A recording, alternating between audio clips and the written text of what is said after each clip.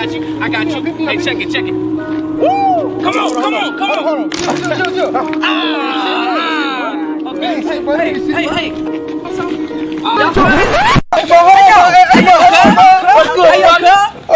yo, what you eat that over here, you know what I'm saying? You got the chicken. I'm about to smack him. This the vegan thug corner, cuz. You can't eat that over here. Hey man, you know what it is, dog. Veggie gang over every gang, you know what I'm saying? The money got the truth. Focus on health of your fitness. Focus on health of your fitness. Focus on health of your fitness. I'm a healthy vegan thug. Yeah. Living foods is what I do. Living healthy is the mission. Whoa. Green juice is what I'm sipping. I'm a healthy vegan thug. Living foods is what I do. Living healthy is the mission. Green juice is what I'm sipping. Cause I'm a healthy vegan. I just be slinging veggies like a rock. I just be cutting garlic on the block. When they come to mix and flipping different dishes, visions, it be braising vegan at the top. So I be salivating to eat the beef. Probably cause I be eating beef. Hold up, I think I got kale in my teeth. Now this beat can be deceased. Activate your cells in the morning with fruit. We recruit till we live, till we truth, till we win, never lose. To the vows and the bins and the ends that we move. To the child with your binge and the binge you remove. Whoa, how about the booth? We blend in the visions with truth. You know I don't play by my fruit. Get an avocado sandwich, catch a groove. Yeah, we sipping the smoothies with mangoes that juicy and you can't do nothing about it. My life is a movie with berries like rubies. I'm healthy, I'm solid, I'm brownie. I wanna be in nature with the leaves around me. Where the trees of the jungle will be where you found me. In the concrete jungles where outcomes and rumbles and chaos and thugs is what I'll be. At least for now, we'll be okay. Relocate, see your face, we peak vibration. No distressing, no repressing, don't just accept disease for next generation. So I don't feel this mind, don't feel this time is ticking, growing just to feed my nation. Beans, greens, potatoes, tomatoes, we healing and growing for new great vegan. He's here. Send him in. Yes, sir.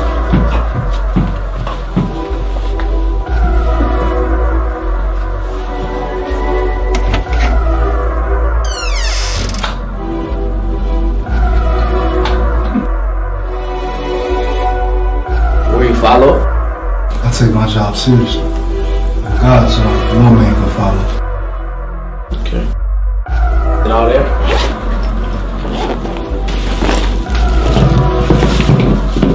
I'm a healthy vegan thug. Living foods is what I do. Living healthy is the mission. Whoa. Green juice is what I'm sipping. I'm a healthy vegan thug. Living foods is what I do. Living healthy is the mission. Green juice is what I'm sipping. Cause I'm a healthy vegan thug. Focus on your health and on your fitness. Ain't no reason not to handle business. Gotta go to the flow to the minute. I'm a girl to be old, I'ma go, I'ma get it. Whoa, what you gotta do that for? I'm lifting the masses, you knew that, though. You got the Hennessy, but that won't do nothing for you. I got the sanity so you can move that door. That clogs your intestines, your body can't rest it. Gotta find a fruit so you can send it with a message. But if for your mouth, you can learn what we profess it. Gotta eat your list so you can come up with a blessing. Whoa, I'm a healthy vegan thug. Got these seeds up from the mud. Got my head up to the sun, reflecting on what we have done. I'm a healthy vegan thug. Living foods is what I do. Living healthy is the mission. Whoa. Green juice is what I'm sipping. I'm a healthy vegan thug. Living foods is what I do. Whoa. Living healthy is the mission. Green juice is what I'm sipping. Cause I'm a healthy vegan thug.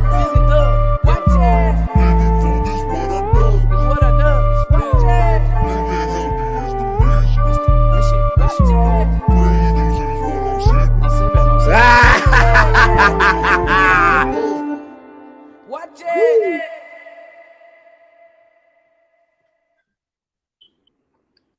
Hey, that young man right there got to pay taxes to the mafia though. yo, your little local gang got to pay taxes to the vegan mafia, man. Love it. I love it. This show is going to be epic. Hello, family. That was hot right there. That was hot. I like that. Infinite blessings. I am Farugh, BMa'at. Welcome to BMa'at. Hi, everybody. How is everyone doing this evening? I'm welcoming everybody to Monday night. All right. Okay. All right.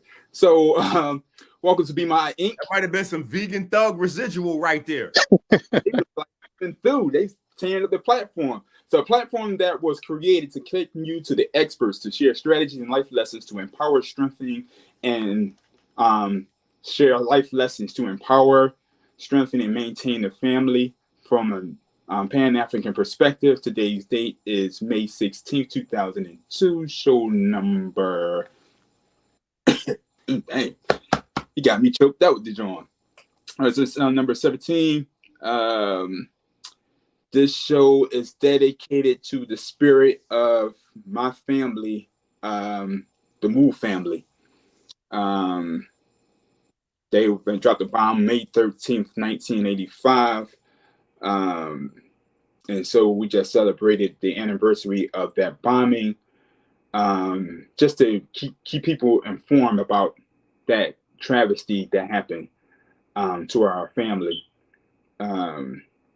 So with that, important, like that's a verbal libation, the verbal libation for those who sacrifice and work for our benefit. We are the sum of their love, their efforts, and their support. And for that, we take time to just highlight a few that personally assist me on this journey of knowledge itself. And to the millions known and unknown, this is dedicated to you. So welcome, brothers. How are you this evening? I'm good. This is dope.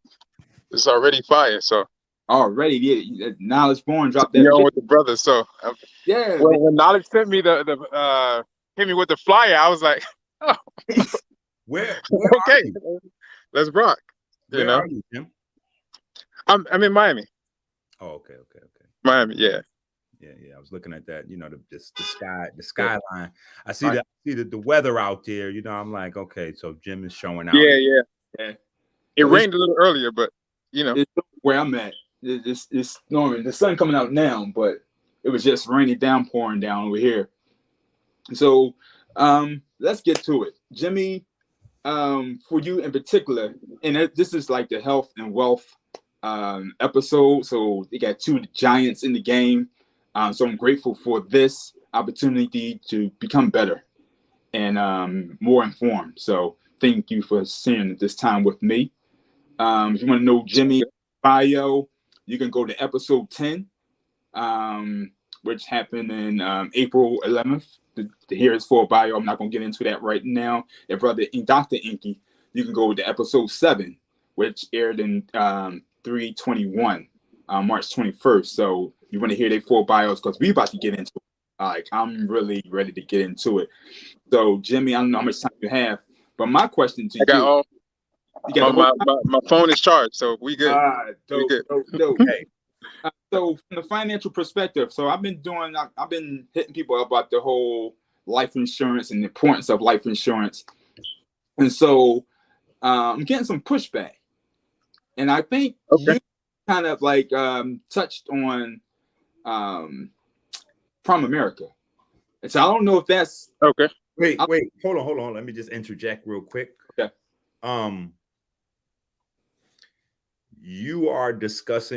You're telling people that they should have life insurance, Farugh? Yes. So I mean, because wait. I just piece by piece. Mm-hmm. So you're telling people they should get life insurance, and you're getting pushback. Yeah. Okay. Immediately before you even speak to Jimmy, what I'm gonna say is you're probably speaking to the wrong people. Right. I had to learn that early in my health journey. Mm. You know what I'm saying? Like, and that even carries over to all sorts of relationships, and like, you can't save people that don't want to be saved. Right. You can't prioritize something for somebody that doesn't have, wellness in their priority scope. Mm-hmm. You know what I'm saying? So if their life and the life of their children is not important to them, that's not like a high priority thing. Because this getting pushback from life insurance is the same as like getting pushback from telling somebody eat their vegetables. Like, bro, right? This is 100% for you. Like, this isn't like, this is, you know, this is a you thing. So if you don't, you know, even with trust, you know, you got to let people know, I'm not here to get you to trust me. I'm here to get you to trust you. Right. This is about you right here. You know what I'm saying? So yeah, but anyway, that's my little 2 cents. Now I appreciate that. And I think so I'm not into like selling life insurance or whatever the case may be, but I was so happy about how I restructured my life insurance policy and got a good insurance policy. I was just sharing it to people. I'm not trying to like sell the product or whatever, but I was just saying, wanted to say something to you because you were saying something about Prime America. Now, Prime American candidates has been like hawking me. Like, do you think that is, or am I good enough? What I'm doing already, or do I? Oh, okay. So there's 2 main types, right? You have whole life, and then you have term. Mm-hmm. So like, again, term is just temporary. It's just like, okay, 10, 20, 30 years. After those 30 years, whatever you paid is gone. Right. Just gone. And then most likely you'll need, and after that time expires, to re-up again. The 2 main factors of insurance, life insurance, is health and age. Mm-hmm. We already know 30 years down the line, you're going to be 30 years older, 20 years older. Right. But then the question becomes, okay, what's your health? Now, ironically, what I've seen, let's say in my last year and a half, 2 years, I've seen close to 100 people. Actually, it's been more than that. People over the age of 50, especially our people, have what Enqi's fighting against. Everybody. Like, hey, do you have any health conditions, strokes, blah, blah? No, I'm good. You know, I just got a little diabetes and like high blood pressure. Mm-hmm. I already know, like, you know, when I walk into the home, I see them. I kind of have an idea, you know what I mean? So, boom. So now you're already older, and now your health is a little compromised. Now, granted, they'll still cover you, but the point is, you don't know what your health is going to be 30 years, 20 years, 10 years down the line. Right. That company, okay, so I can't talk, you know, so the only thing they do is term. Right. Okay. That's the only thing they do. So in other words, they're going to say, oh, no, all you need is just a 10-year policy, a 20-year policy, a 30-year policy. Okay, cool. So basically, what you're trying to say in a nice way is, don't confuse Primerica for what it is that you do. Right. Exactly. Right. Exactly.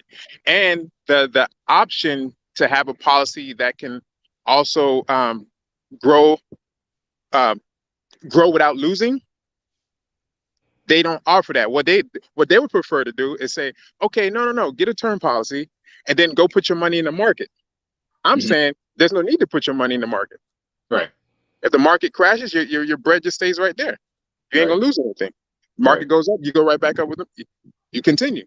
Right. So with them, you know, insurance is insurance, but mainly term is for like people that can't truly like afford a whole life, or even like if you're an investor, like when people buy homes. I got a friend that I need to hook you up with. So he does like real estate investing and credit repair, right? Every time he gets a new investment property, he gets a term policy. But guess what? He also has that IUL too. Wow. You see what I'm saying? Like, but every property he has is covered. Every property he gets, he gets more term insurance. So there's uses that complement each type. Right. That's the best way I could put it. Okay.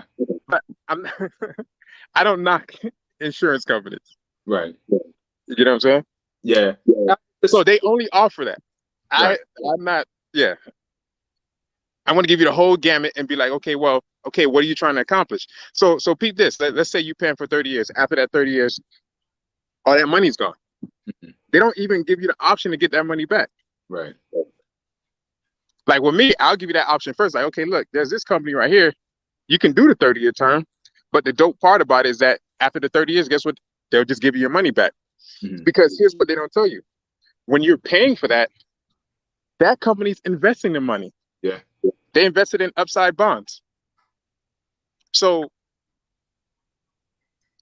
your money's not just being spent, or let me not say spent, put aside. Right. It's not just sitting on you, the floor somewhere. Yeah. They got it. They're like, oh, okay, yeah, keep making those payments. Thank you. Right. Whereas you're like, okay, yeah, I just need this for 30 years. And then 30 years later, they're like, oh, yeah, that $50 policy at your age right now, 30 years later, it's going to be $450. Yeah. Wow. And now you like, damn. Oh, well, geez, I had 100,000. So now with the 50, I can only afford 15. Because if I want 100 at my age, it's going to be 450. Yeah. They're like, yeah. And they just like, yeah, that's what it is.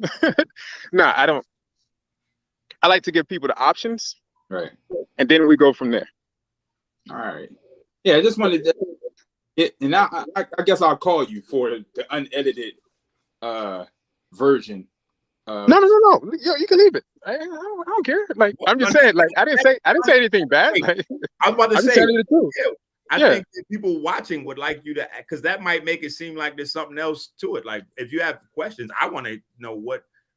Yeah, I would like to know what do you mean? Yeah, keep this raw. Like what I'm saying is, like, I can't say this company is bad. I won't say that. Right. Because the point is, you need insurance. Right. Some form or type. If that's what you can afford, cool. But you have to look at down the line what's going to happen. Right. Right. Like, for example, I'd be crazy to tell someone like Enqi, like, yeah, man, you should get a 10-year policy. Right.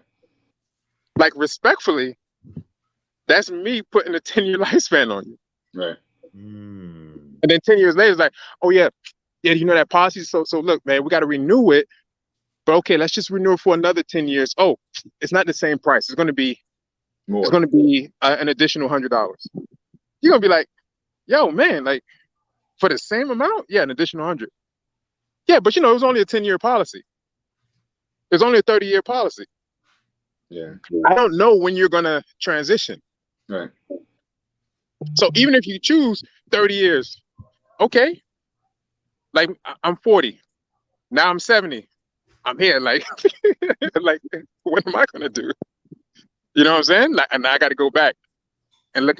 And then, just to get into more detail about their particular policy,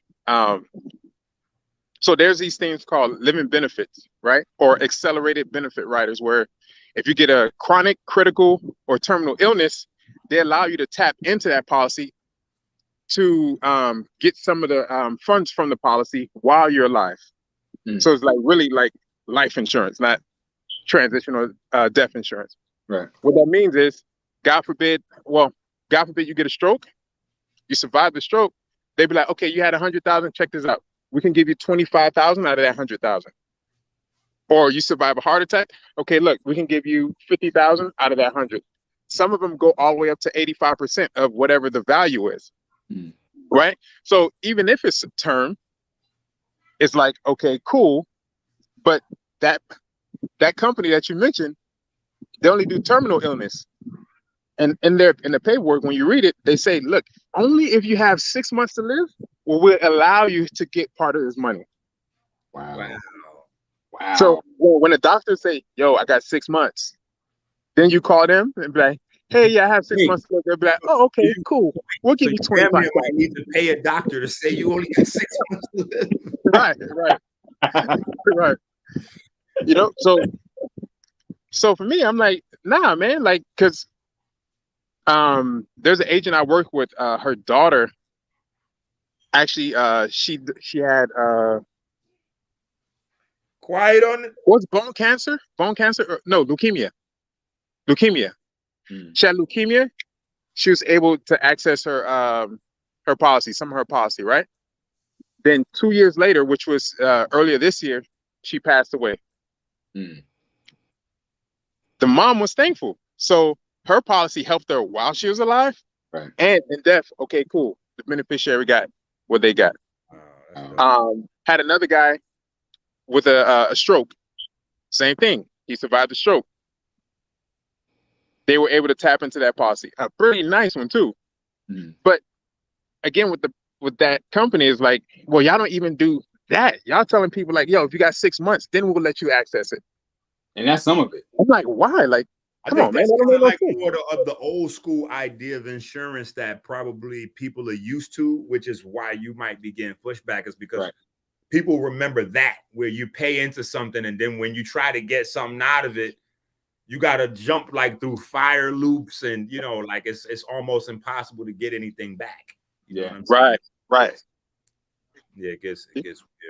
Yeah, I mean, because that's the only insurance I knew of until Jimmy came on the show. We did the whole financial literacy month, and him and Latoya came on and blew the game off. And I'm like, yo, I need to really restructure my whole life, because all my money was going into building the business, building a legacy for my children. I wasn't thinking about no life insurance policy. I'm going to build this business. I'm going to leave it to my children. They're going to be good. But it's like, if I die tomorrow, you know, there's no real money in it. It's still a startup. You know what I mean? And so it's like, I was hustling backwards. And so when they told me about the living benefits and borrowing the possibility of putting it in a trust and all these things and these different structures, I'm like, wow, like that just gave me a sense of security for what I'm going to leave for my children. Like, even if I go tomorrow, whatever the case may be, my children is going to be taken care of. My legacy is going to be, you know what I mean? It's just like, I'm forever grateful for Brother Knowledge Born, and Jimmy and Latoya, because like my family's going to be good, bro. You know what I mean? Like, and that's great. And when we set up this trust, my grandchildren is going to be good. You know what I'm saying? And my great grandchildren is going to be good. And so it's life changing, man. So like I say, I just was so excited. I was just telling people about it, and people kept telling me about Prime America and the policy they got with Prime America, and I'm like, and I'll just say this: your policy has more benefits than the one they have with Prime America. Yeah. So the Prime America only have terminal illness, and you don't get your money back. Yeah. Okay.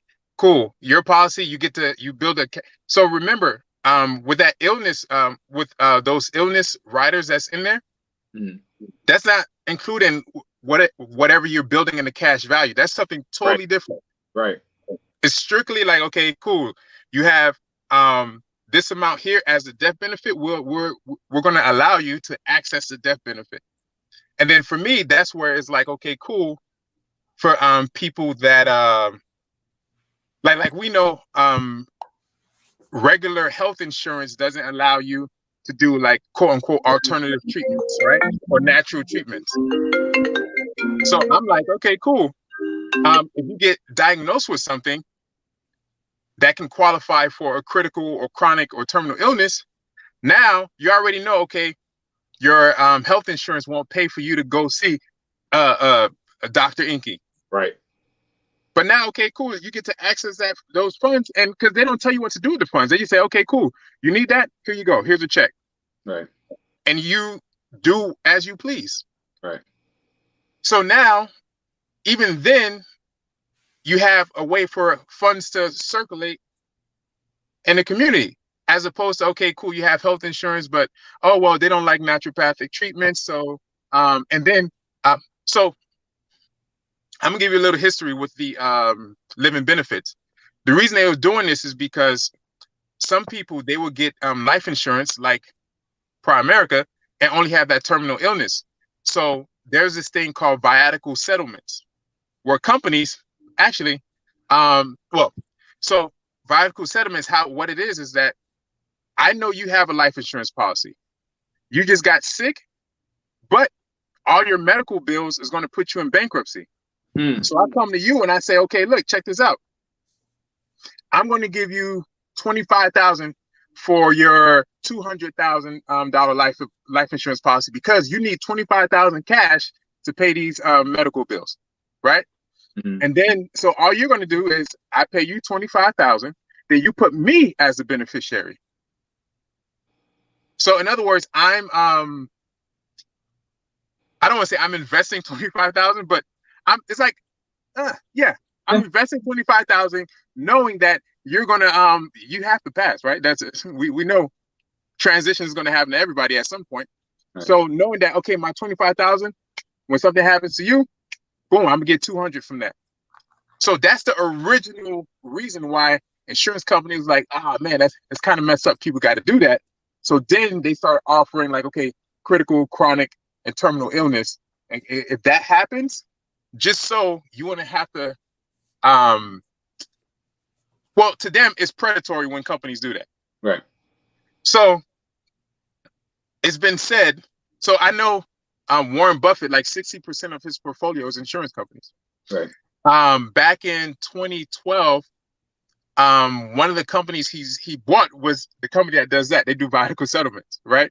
So that's where that whole idea of, okay, look, if the person gets sick, we should at least give them the option. If you get sick, okay, cool, you can access this. Now, what their writer has is, hey, 6 months? Okay, we'll entertain you. But if not, it's like, bruh, like, some people make it. What happens if you live past 1, 2 years, 3 years? And now you stuck with the bill. Yeah. Hello? Yeah, you I don't know if you might. The screen went off. Your screen went off. We wouldn't. Yeah, I'm good. So take doing something with my child right now.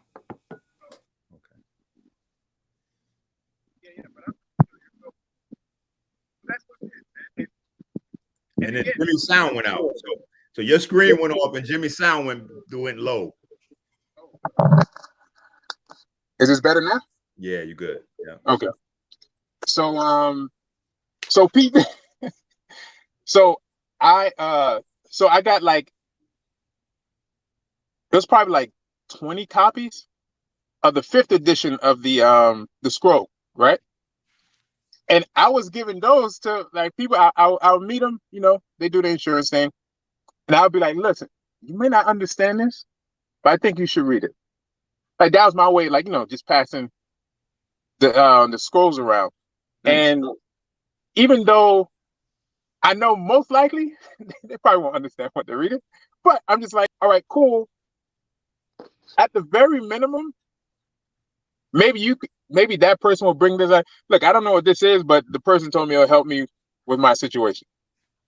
And they'll bring it to someone that they quote unquote trust to interpret for them or whatever. Or at the bare minimum, hey, okay, let me look up this guy. You know what I mean? So yeah, man. That's dope. Yeah. Let's married to 2. So we got to my health. So how, I know y'all really good, y'all tight bros. How did that occur? Oh man, it was a trying times. Whoa. Wow. No, sir. No. Elbow. Hey, Hold on. Yeah, we can't just go like that. Yeah, that's no. That's gotta be curated a little bit better than okay. That. We can't come into that from the no screen and then the finance talk and then bam, how y'all meet each other. Like that's okay. Too big of an epic. That's an epic story. Okay. All right. How I meet Jimmy is almost like, yeah, that's like a life-changing. That was a life-changing series of events. Okay. You know what I'm saying? Meeting Jimmy. You know what I'm saying? I don't know of anybody that has trusted me. And in my mind, that's how I see it. As Jim trusting me. You know what I'm saying? Some people be like, well, he maybe not. He kind of was throwing a Hail Mary, but look at his face. It was trust, bro. I was like, here we go, you know. But yeah, we gotta get like drum rolls and lights flashing and like we gotta have a whole to do. Okay. You know what I'm saying, to bring that in. So I guess that was a little, but no, go ahead, Jim. I'm out the way. Go ahead, tell you. So pretty much, my mom was diagnosed with stage 4 cancer, and they gave her. I'm in the. Okay, so one of the elders before.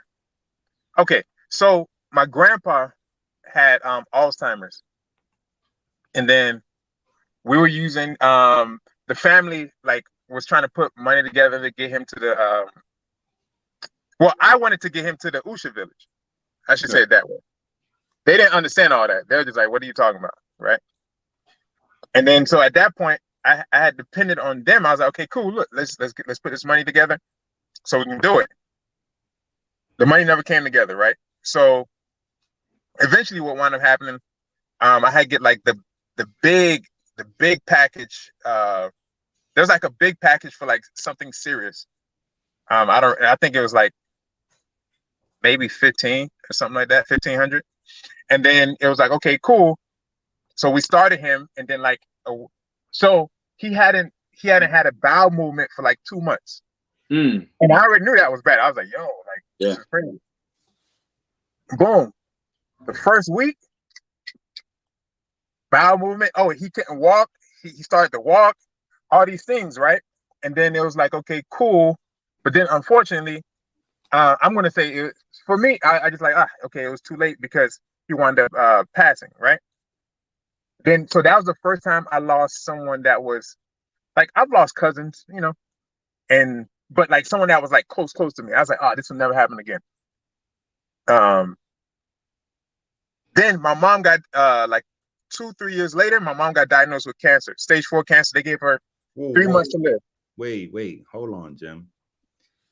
You know, all this time I've known you, I don't think I've heard that part of the story before. Oh yeah, because that's where it started. I don't know about a grandfather getting a Dr. Sebi package and passes. I've never heard that part of the story. Yeah. So like that's where it started, because even though I was hearing about all these like the naturopathic stuff, and I saw Dr. Sebi, I was like, all right, I'm good. Like, you know what I'm saying? Because like when I became vegan, it's because I saw a video called Eating. And there was a bunch of doctors from the Cleveland Clinic that was like, yeah, you know, whether you eat meat or fish, even if you drop the meat and you eat fish, it's not gonna make that much of a difference. But what really makes a difference is going this way. And I was like, oh, okay, cool. So I had already transitioned into the vegan plant-based stuff, whereas everybody else in my family, I'm Haitian, bro. No, man, there's griot, which is fried pork, fried plantains. Like, listen, that's what the culture does. It's been with the culture and it's staying with the culture. This is your culture. What are you doing? So for me, after going through that, it was like, oh, okay, cool. But okay, he transitioned. Then of course the family was like, they were kind of mad at me. I was like, how you mad at me when I wanted to send him to the village? What are you guys talking about? Right. But down the line, mom gets diagnosed with cancer. And while we're in the oncologist's office, my mom starts crying, right? And I'm there like, nah. So at some point, I had see you gave out your number online, and I was just like, you know what? Instead of going the Sebi route again. No. We did go to Sebi route. And then so somebody, so you know, like there was issues with the office or whatever, finding out later that they didn't exactly do it how Sebi wanted to do it. Right? So we got a package, but then there was like, oh yeah, by the way, it's cool for your mom to eat salmon and Chilean sea bass, right? And then so my mom was like, oh, okay, cool, let's do this, right? So we started to do it, but then when we went to the oncologist, it was like, yeah, look, you still got 3 months. So then I had Enqi on. I was like, yo, man, you got to help me out. This is a situation, blah, blah. I walk out the office while my mom's crying with the oncologist and my stepfather. Hold on. Let me stop you right here. All holistic healers at home, just understand, listen to what I'm telling you. The client is never 100% honest. Yo, I never heard none of this shit. Yeah, bro. It was a no, because you got to remember, by the time we connected, it was like, okay, and so you were the only person I actually got to talk to, because when I called the office, it was like I spoke to 2 different people, and it was like, so when I had called again, one person was like, oh, what do you mean you could eat Chilean sea bass and salmon? And I'm like, what the fuck, you guys just told me this, like. So for me, I'm just like, ah, shit. Okay, cool. Boom, I hit you up, and then you pick up immediately. I'm like, I'm in the hallway of the oncology ward, and then I'm like, yo, man, I really need you to do this, blah blah blah. He's like, okay, yo, cool, just calm, but check this out. I need you to learn what I'm going to teach you, because what if something happens to me and you're not there? And I'm like, okay, look, man, how much is this going to cost? Just send me your stuff. Because then I heard the story about what happened to your daughter. I'm like, yo, if Mom Atomics could do that, at the very least, it can buy more than 3 months. At the very least, right? So I'm like, all right, cool. Hey, man, what link do I need? I was here just trying to like, hey, just tell me what I need to pay. Everything you're trying to explain to me about me learning this stuff and being able to spread the word, that's good and all, but I need this situation handled. Not what you're trying to tell me, right? So he was like, all right, cool. Let's just set up a time. I was like, all right, cool. Hey, when are you available? So I think you're available like either the next day or probably 2 days later. It wasn't a long time. So I'm like, bet. I walk into the room confident. I looked at my mom like, it's going to be okay. And then the lady was like, okay, so look, we want you to start radiation and da-da-da-da-da. Like, okay, yeah, cool. Then about 2 days later, boom, the call happens. It's me, Enqi, my mom, and my sister on the phone. My mom and Enqi bonded like, it was crazy. It was like they knew each other from way back. And then even with my sister, everybody like, oh, okay, yo, man, this guy's real cool. Talking about the whole procedure. Then you told her like, hey, check this out. If you're eating any type of meat, you kind of have to stop. Then she was like, oh, when? Because she said, oh, I have something in my some salmon on the stove right now or in the oven. And then he was like, okay, look, let today be the last day. Then she was like, cool, don't worry. Whatever you need me to do, I'm going to do it. So then finally, we were able to place the order. I was like, okay, what am I ordering? And then bam, place the order. Stuff came in. She started to get better. Then we brought Enqi down for some lectures. And I think that was your first time in Florida or South Florida? No, because you did something in Tallahassee, and then you came down to South Florida. It was my first time coming down to do to do my own featured large scale, like to do anything on that size scale like that. Right. And then the dope part was how even in that lecture when you did it, because we wound up doing it at my mom's church and like some other like reverends and stuff that she knew. You showed them how all this stuff was in the Bible. Now we know it was like from the like Dead Sea Scrolls and everything, but like making them realize like, oh man, I never viewed it like that. I never viewed it like this. That kind of helped propel and solidify her stance and belief in what was happening. And quite frankly, she saw the results. She saw the results too. So for us, it was just like, oh, okay, cool. And then from there, even before then, it was like, man, dude, family ever since, man. Like there's nothing, bruh, like there's nothing that could be said that I'll be like, nah, Enqi's bugging. For me, it's like, okay, because what I got to learn was he was well thought out, and even from that first phone call, it's been the same thing. Yo, I need you to learn this, just in case I'm not here. The message can continue, and it's always been that same way. Like he's never changed on that one sense. Look, yo, even when you getting the packages, right? Like when he came down to Miami, like, yo, oh Jimmy, you going to sleep? Nah, man, I'm doing some research. You want to stay up? And that's my first time, like, all right.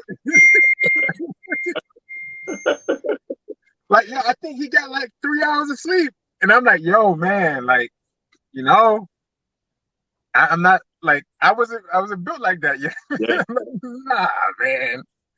So boom, I fell asleep. So that's the funny part. Cause I fell asleep.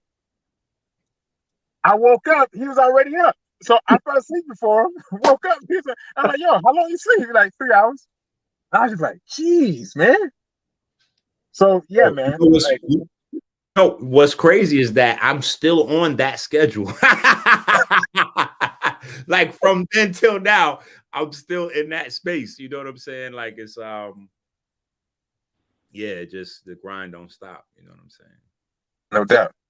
I just thought, I thought that'd be, I know it wasn't the best segue, but I think it just set the whole, for me, you telling that story and you heard information that you didn't hear before, it just created for me this platform. First of all, brotherhood, the importance of brotherhood, the importance of culture, because he's coming from our perspective. And I mean, I really appreciate the brother Enqi, and like I said, he holds the integrity of Dr. Sebi, which I find which is very important. I appreciate that sentiment, but Sebi's in the class by himself. You know what I'm saying? No, I'm just saying, but when other people come and talk about Sebi and talk about pushing this product and stuff like that, you check them. You know what I'm saying? It's like, give the man his credit, give him his just due. Yeah. From that perspective. But you the man, and I know you on with whatever, but and I seen, I couldn't even sit through a whole setting. His joints be like 8 hours. Like, I'm like, man, this dude, and it never gets boring. I mean, you think of an 8-hour lecture, you think like, all right, man, I'm not gonna fall asleep or I'm gonna drift. Let me tell you about those 8 hours, 10 hours, 12 hours. The craziest thing is I'm always disappointed.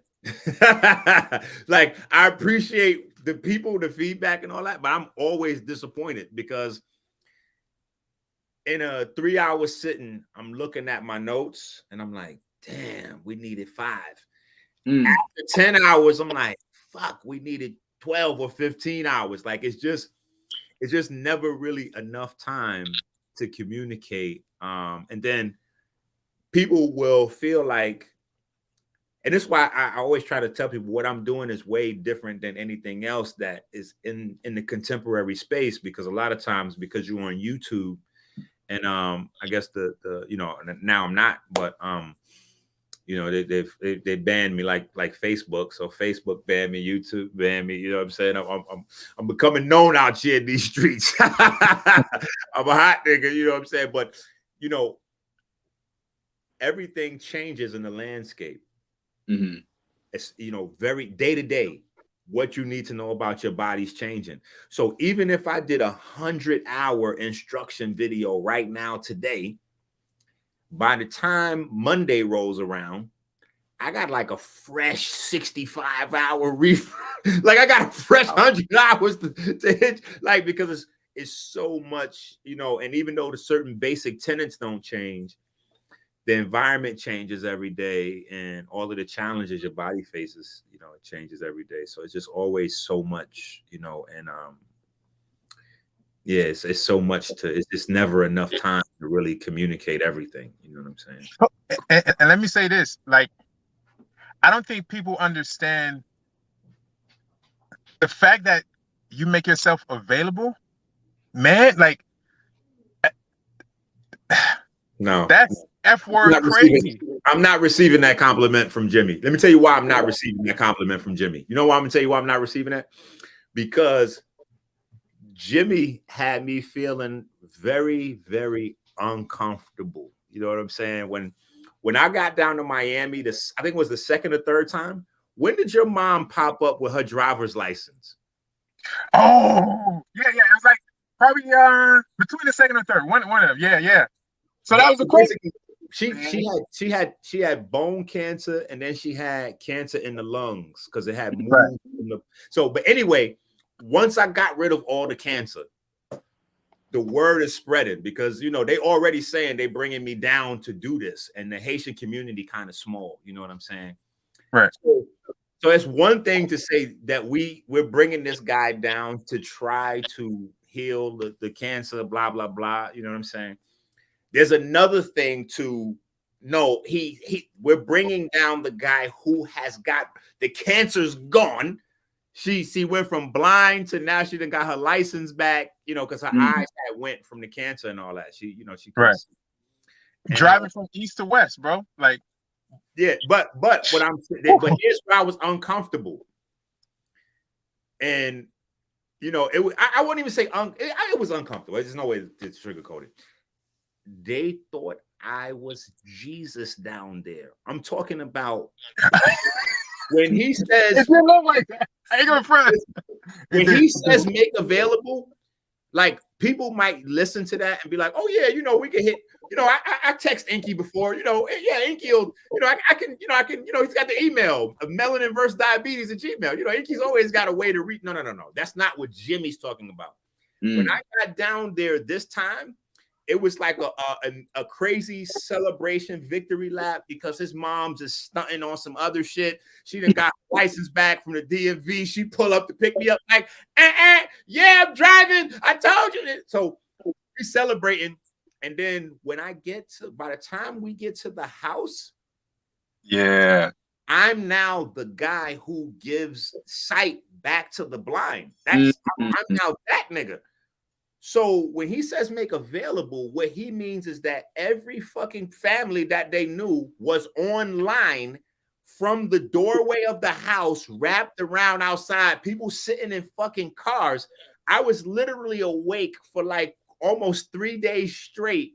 Yeah, that was crazy. Because I had every single family in South Florida online. That shit looked like some biblical insanity. All these families lined up to come in and talk to me and shit. You know what I'm saying?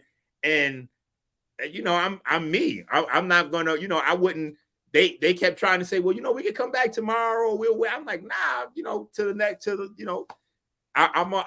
I see everybody. I can't. I wouldn't. That's just how I am. I wouldn't be able to sleep. So when he says make available, I just need y'all to understand that this is make available on a whole nother fucking level. Yeah. And what you thinking? This is iPhone 1000 is released tomorrow. Like that's you see the lines for the fucking iPhone or like the Jordan 6000s or something crazy. Like literally families wrapped around the block sitting in cars back to back to back to back to back to back. And I kept trying to tell everybody because they all had this look in their eye. You know what I'm saying? And I'm like, well, it's not really like I just gave her eyesight back. It's not that's not Right. Yeah. But what happens is the eye is very, resource dependent. And so if you have a lot of things going on, the resources won't be there and the information and some of this. And I'm trying to explain how. And they were like me. Just tell me what I need to take. All this stuff you explaining. Right. Just say what I need to take. Yeah. Yeah, that was wild, bro. That was a life change. That was a game. Yeah, that was different for me. So it's like if him with his shirt, that everything be healed type scenario. Say that again. It's like if you touch the hem of his shirt or if you touch his hat, then everything will be right.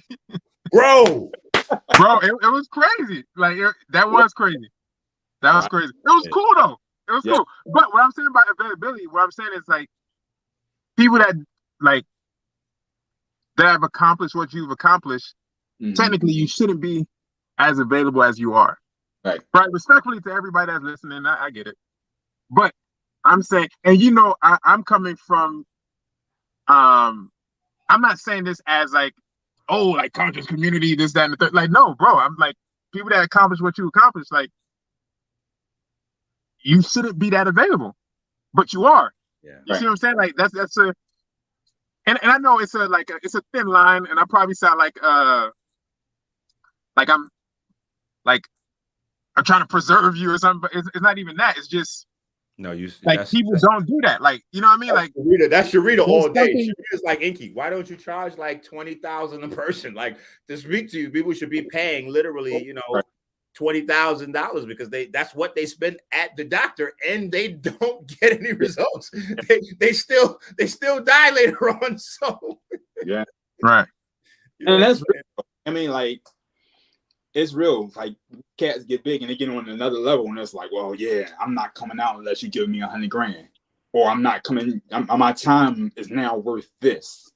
You know what I mean? So I understand exactly what you talk about. I know a couple cats that's like that, and hasn't achieved the things that you have achieved and done the things that you have done. Something is like, it's kudos, bro.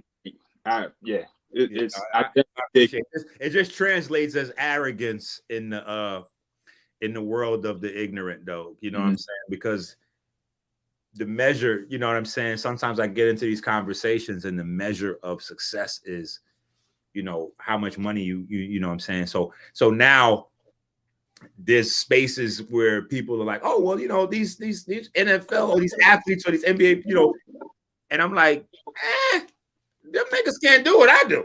So respectfully, you know what I'm saying? I hear you, you know, you can, you know, give reverence or whatever, but you know, in my mind, you know what I'm saying? And so people, you know, it comes off cocky, but I can't talk to you a certain type of way or look at you a certain way for catching or shooting a ball. And like, dude, like I've already done the undoable multiple times, the shit that you know, and for me, what makes the icing on the cake is that I'm just a guy from the neighborhood. You know what I'm saying? I'm just a guy from 158th Street, you know what I'm saying, in the Bronx. I didn't have any, you know what I'm saying, any big budget or any school or any super duper scholarship to, you know, Stanford, Harvard, or, you know, I just had my dad, and he gave me the jewel of all jewels, you know what I'm saying, which was, you do know that at every school on earth, they only read books. Like I had to, that had to set in, like that was so impactful. I was like, what do you mean? He was like, yeah, you could just go buy the books. You don't actually have to attend the schools. You could just go buy the books, because you know, the what you're getting at the school, what you're paying for is not the actual education. What you're paying for is the brand. So when you go to, you know, X school, you know, you get a network of people that have also went to that school. And now when you put that on your job application or your business or whatever, you know, that brand is going to get you, you know, in a certain space economically, or it should be, which is the reason why they charge. But outside of that, you know, the textbooks that they use in Harvard, probably about $300 to $500, and the textbooks that they use at City College are about $300 to $500, and you can find all those textbooks in the used book, you know, in the used college library, you know, the used college bookstore, and they have those everywhere. So early on, you know, I just started to like, but I guess that's where it was different, you know, like I was like the little white girl in Men in Black, you know what I'm saying, like when Will Smith had to take his test. Yeah, he don't remember. So in Men in Black, you remember. His face, he's just like, yeah, I remember. You don't remember. But in the Men in Black, they had to test Will Smith to see if he would be able to determine which aliens and blah blah blah was a threat and whatever. So they put him in this simulation with a bunch of army guys, and there's like big monsters around, and so all the army guys, they like shoot the monsters. You know what I'm saying? Will Smith doesn't shoot the monsters. Will Smith shoots a little nice white girl that all the other guys were trying to save. They were shooting the monsters thinking that the little white girl was in danger from the monsters. Will didn't shoot any monsters. He just shot the little white girl. So at the end, they asked the guys, you know, they thanked them and said, all right, and they kept Will. Everybody thought Will had failed. Like, you clearly are a maniac. You shot the little girl. But he was the only one that passed. And when they asked him, said, why did you shoot the girl? He said, well, she looks like she's about 8 years old, but she's got like trigonometry books and physics books and quantum mechanics books, and like what is a kid that young doing walking around with those books? She seemed to me to be the most dangerous threat right there. And so he was correct, you know what I'm saying? And it was also like a play to kind of convey the idea that knowledge is power, and whatever. But I was kind of like that, you know what I'm saying? Like young in my teenage years, like reading, some crazy material, and yeah, you know what I'm saying? Like that, but that was just curiosity. None of it was that, just how my mind was wired, you know what I'm saying? Like it was just hobby until stuff started to happen around me, and then I needed to, pull from that information and try to, make some, changes and save my baby and save my auntie, and then start saving friends. And you know what I'm saying? Before long, I'm so distracted with this secondary universe of saving folks. And I think that might have been a problem. That might be the problem, where like now I still don't have the financial value that I put on myself. Maybe because when I started this, I was making my little change at Verizon. And so I really didn't even care about the because it was just a hobby for me. You know what I'm saying? It was like, oh no, all you gotta do is just change this, add that, minus that, get rid of that, you good.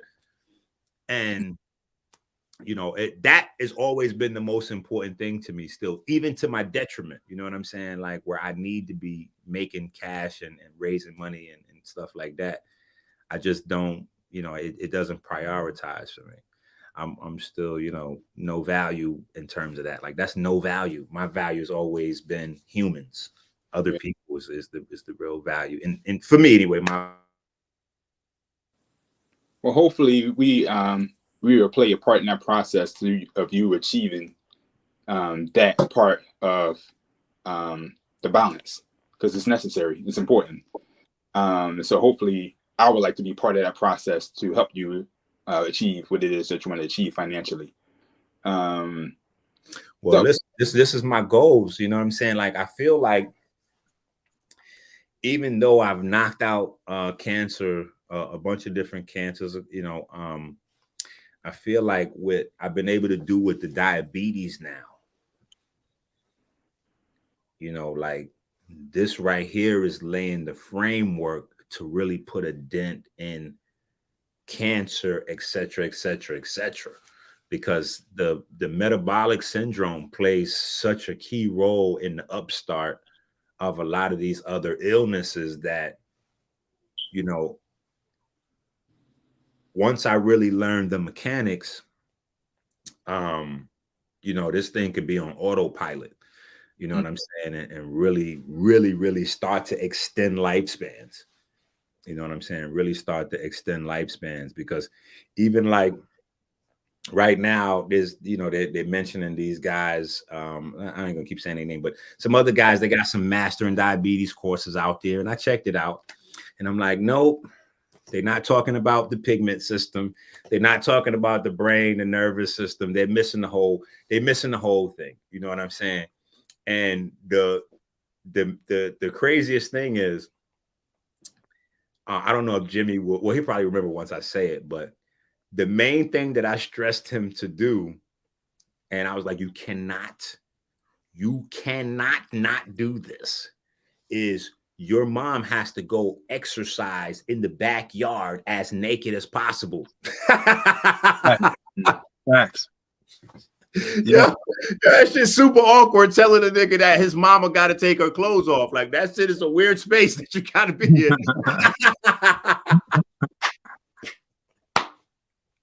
Yeah, but the sun got to get it in. You know what I'm saying? And it's not just about getting the sun in; it's also about the exercise and the movement in conjunction with the sun. So it's not exercise or sun, right? It's the two. And at the time, she couldn't, she barely had a voice. She couldn't see. So, like she couldn't do it.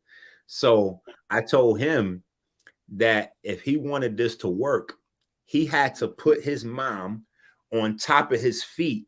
This is what I did with Amber. When Amber came home for her therapy, I would walk her up and down the steps. She was in a full body cast. And I would put her feet on top of my feet and just walk her up the steps, holding her. I'm walking her up the steps, but her body's still getting the movement.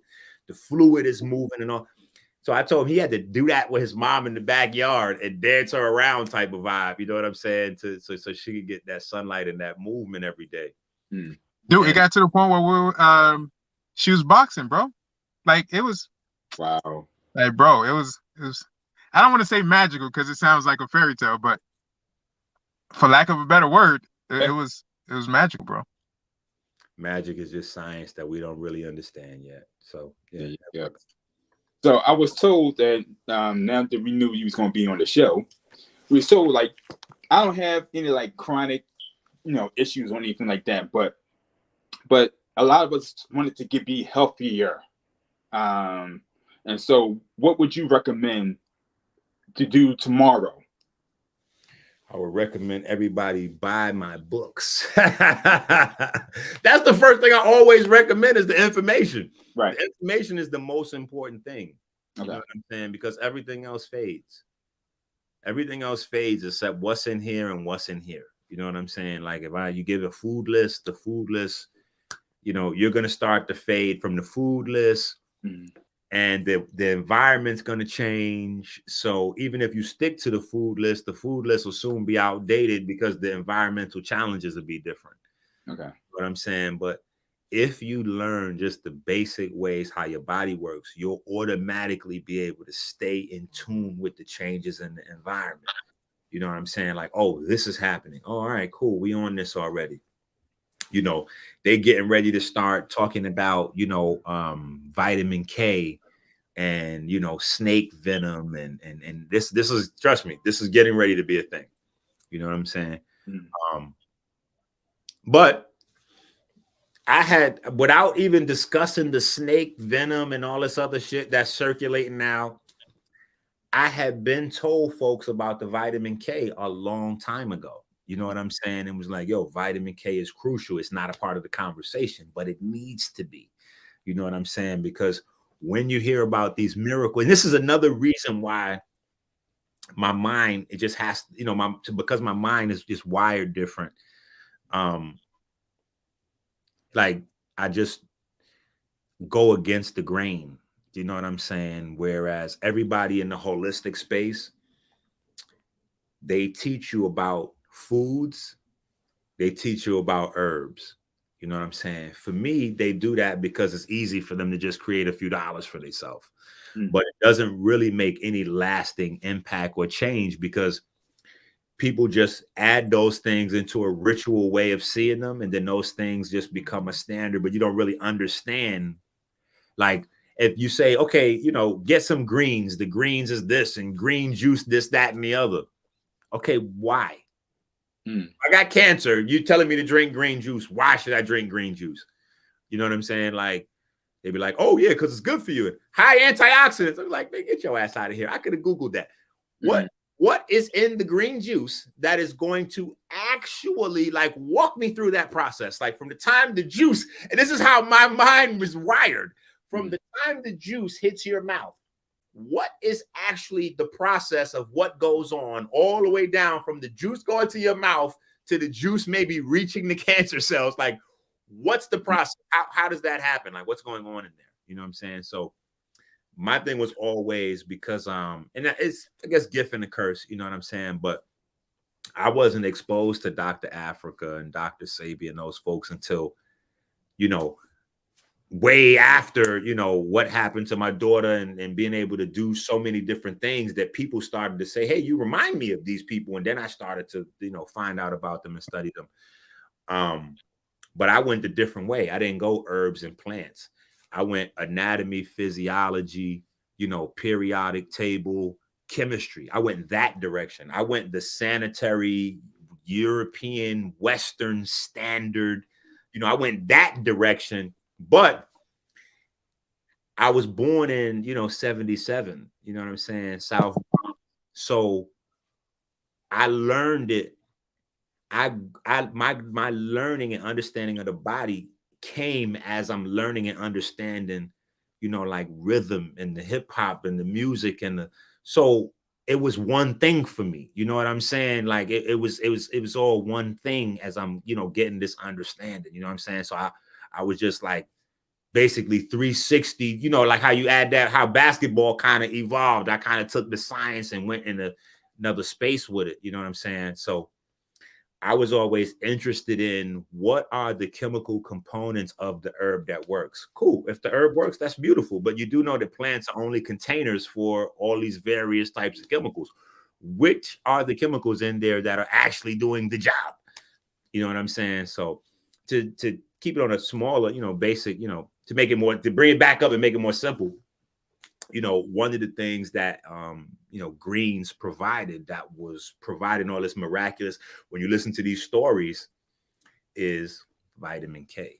You know what I'm saying? And vitamin K was the sun, known as the sunshine vitamin originally, not vitamin D. So that even struck a chord with me, you know what I'm saying? And so, yeah, I've always been, you know, a fan of vitamin K. Vitamin K is like the enemy to a lot of the doctors. You know what I'm saying? Vitamin K is the thing that's in the greens. Like a lot of people know that when you go to the doctor and they say certain medications have like a contradiction, you know, a contraindiction or whatever, you know, like don't eat these vegetables. Right. Eat leafy green vegetables if you're taking these. You know what I'm saying? It's because of the vitamin K that's in there.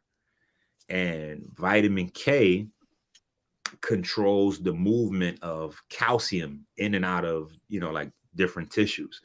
So, you know, yeah, even like it gets weird in the space with vitamin D. And see, this is how this shit turns into fucking 11 and 12 and 15 hour, because there's always more.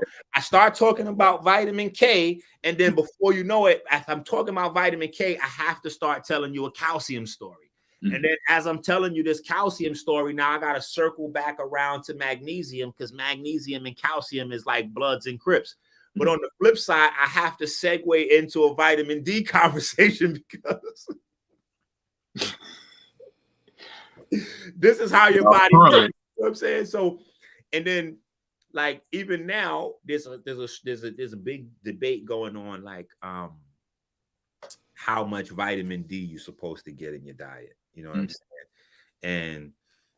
And people don't know that one of the main contradictions about vitamin D actually has nothing to do with health and about money, right?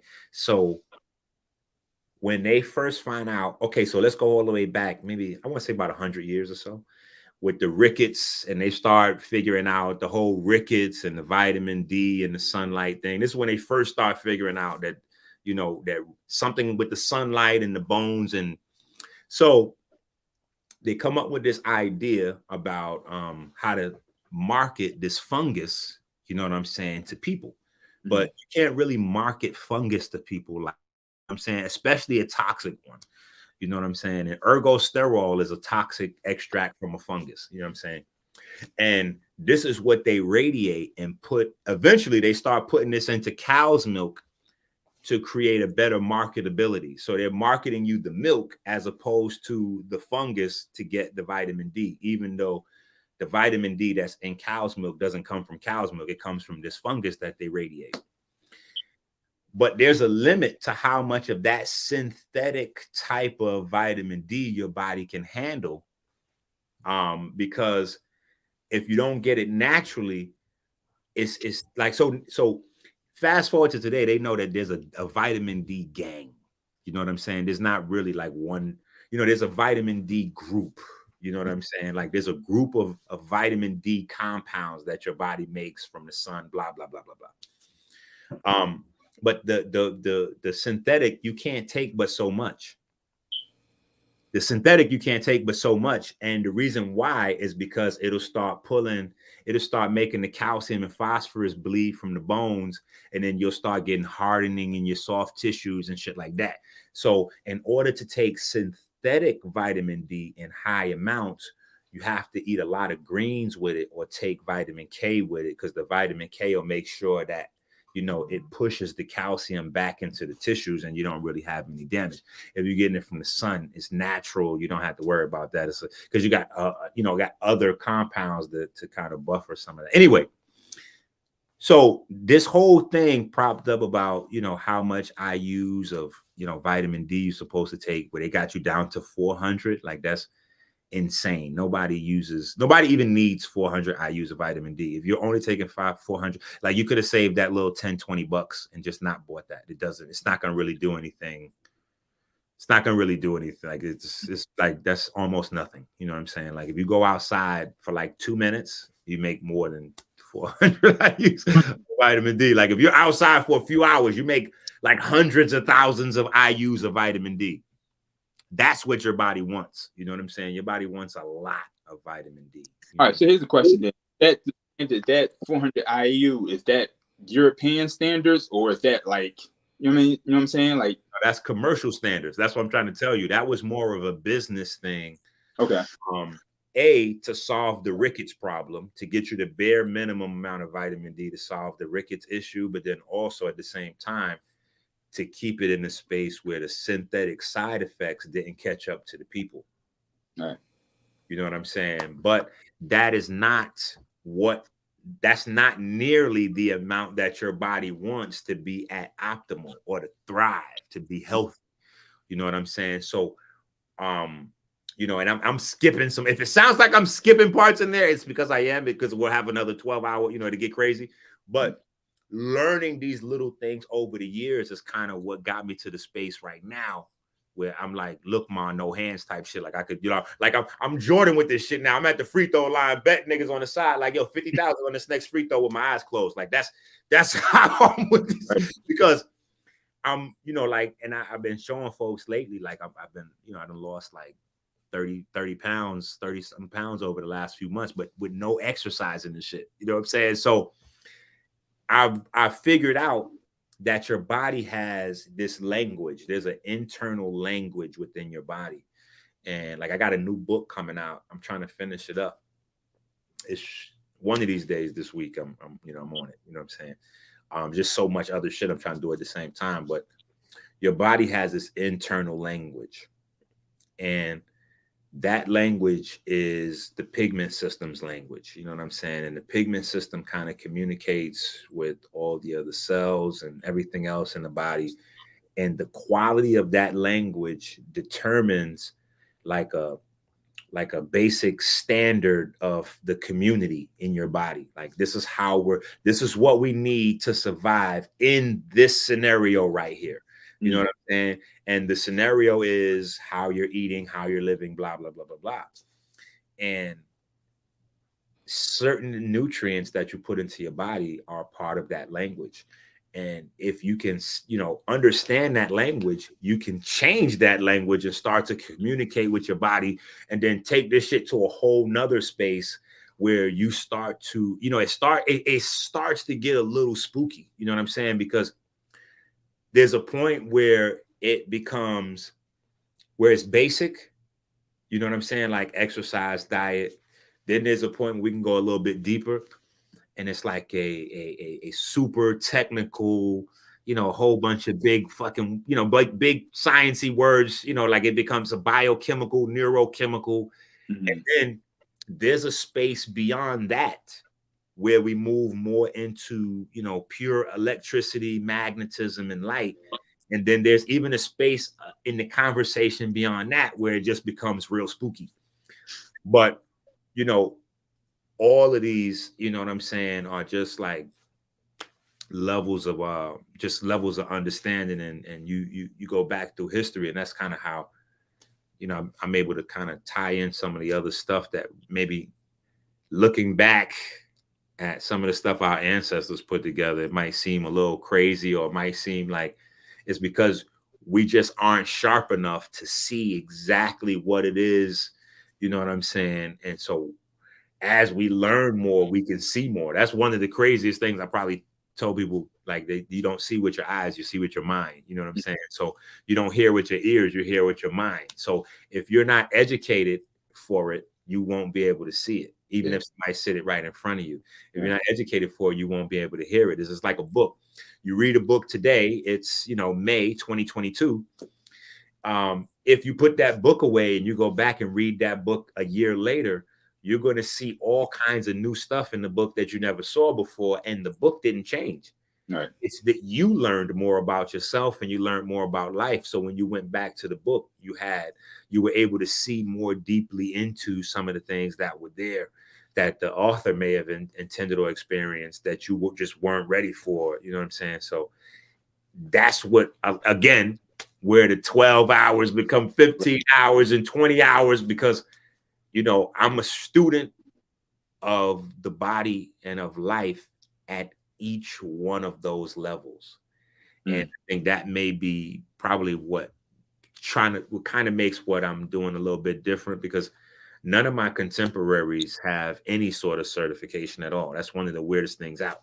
So, they're not certified naturopathic doctors. You know what I'm saying? And those that are, you're not going to find certified naturopathic doctors that are also certified calisthenics elite specialists, or that are also certified personal trainers, that are also certified sports nutritionists, that are also certified master herbalists. So I done physically studied a lot of different spaces within the paradigm to be able to completely revolutionize, or at least attempt to anyway,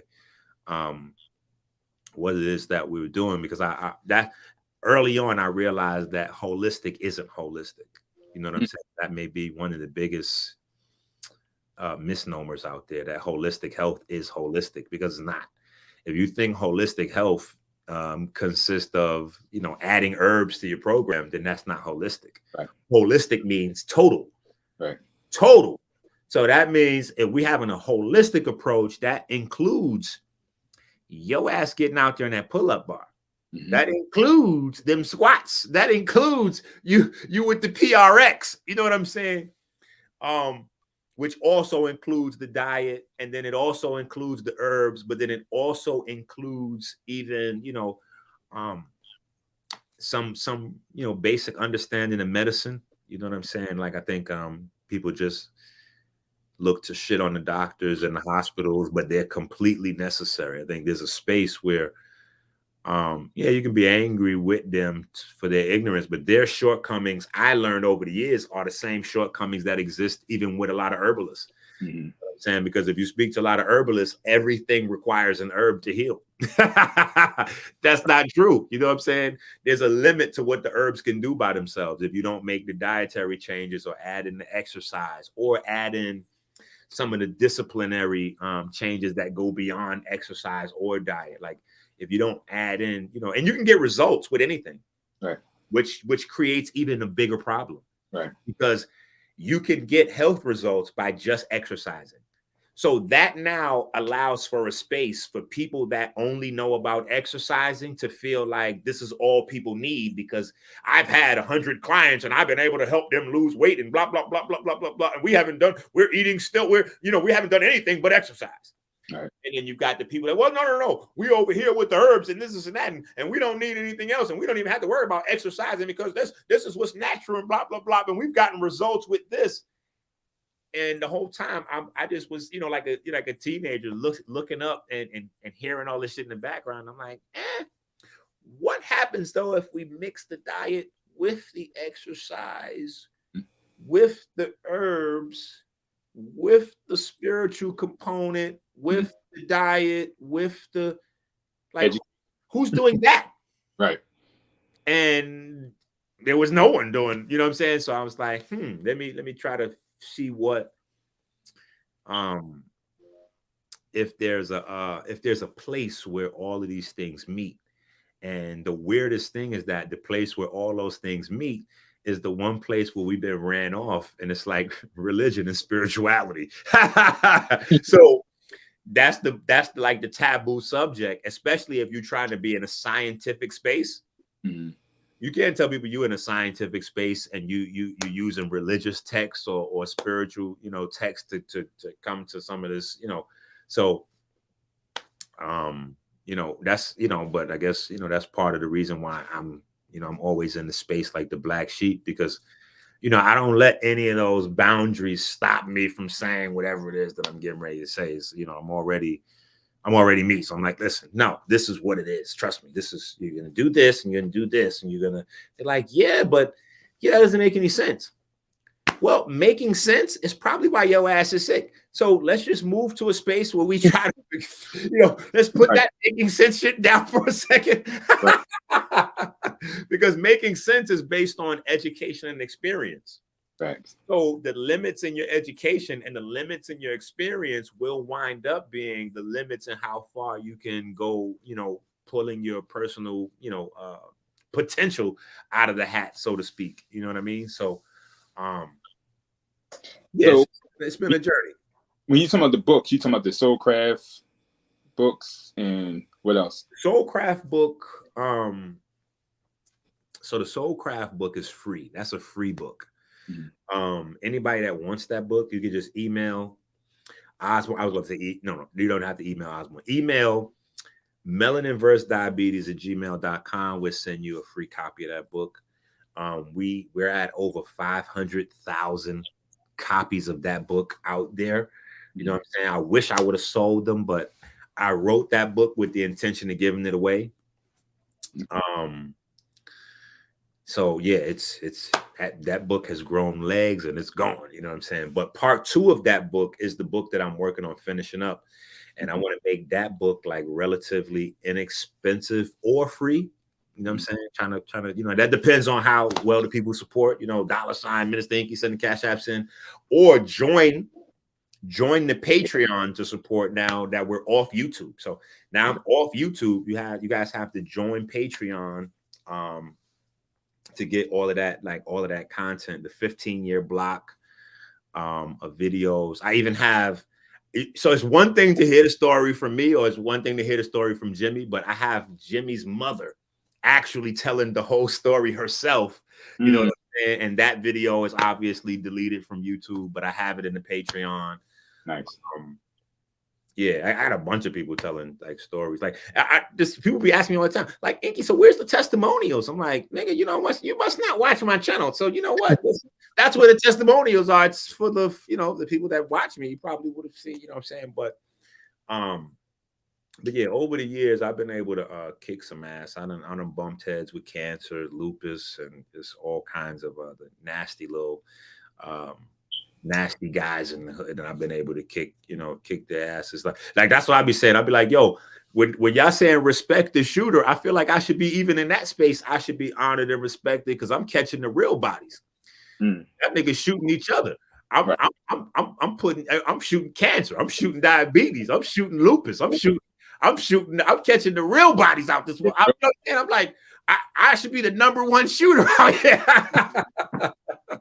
The real enemies, man. You know what I'm saying? So, but even that, you know what I'm saying, like gave me a good, and I'm always so appreciative and thankful that, you know, that people have even came into, you know, like into my space with those types of issues, and like really, you know what I'm saying, allow me to help them, you know what I'm saying, because that's a relationship, you know what I'm saying. If you know, you're getting ready to die, or you know, you get told that you might be, you know, in that type of position, the person you trust to hold their hand and walk you out of that space, you know what I'm saying, that's some other shit, you know what I'm saying, like that's some other shit, you know what I'm saying. Then from that space, you create a bond where, you know, what can you say about that person now, like, nigga, no, I've seen, like, no, yeah, I've seen that nigga take someone they could not see, and now they can see. So the gold teeth, we can kind of get over the gold teeth. It's cool. He's got gold teeth. So what? We're cool with that. You know what I'm saying? He might say the F word too many times. It's, you know, it's all right. We'll get around the F word. You know what I'm saying? We'll figure it out. So the result speaks for themselves. So you're going to read, I see that you're going to relaunch the 40-day fruit fast. Yeah, we're going to, well, we got a summit that we're building up to. Shout out to Knowledge, do the Knowledge Radio. But we got a summit coming up in July, and the summit is really to chronicle what we've been able to do with diabetes, and you know, get the light on the situation that we need to really, you know what I'm saying, now that we have a solution that we can roll out to the masses. It's just a matter of getting the proper light on it, and letting people know that, you know, it's here. And you know, we wanted to do a 40-day fast just to commemorate, because the 40-day fast is what allowed me to really examine, you know, like thousands and thousands of people, to be able to figure out, like, have all these ideas in my mind and have all of these different, you know, just concepts, and be able to put them to work and apply them and test them and see, you know, okay, where are these lines at? You know what I'm saying? Where is it that exercise meets the diet? Where is it that, you know, and you can't really do something like that without a study. You know what I'm saying? You have to be able to have, and when I say a study, I don't mean like an experience. You know what I'm saying? Because what Jimmy's telling you is an experience. We have an experience, but his mom is a unique person, just like everybody's unique. So just because you can do something one time, it doesn't mean you can do something every time. Right. You know what I'm saying? And type 2 diabetes, like, so, you know, like playing with insulin numbers, and, you know, like, that's not, you might be able to do something one time with one person, but then that doesn't mean you can replicate, you know. Scientific research is predicated upon, you know, your results being duplicatable. You know what I'm saying? You have to have your findings, et cetera, but whatever you say, you know, if you can do this, it has to be replicatable. It can't be, whereas, okay, you reversed cancer? Oh shit. Well, how did you do it? Write down the steps for me, and then I'll be able to do that over here and over here. And I'm like, yeah, I can't do that exactly just yet. You know what I'm saying? Because I'm tailoring what I do to each person and their scenario and where they're at and all of these different things. So it's not something duplicatable. I can duplicate the results, but I'm duplicating the results with a different protocol for each person. Mm-hmm.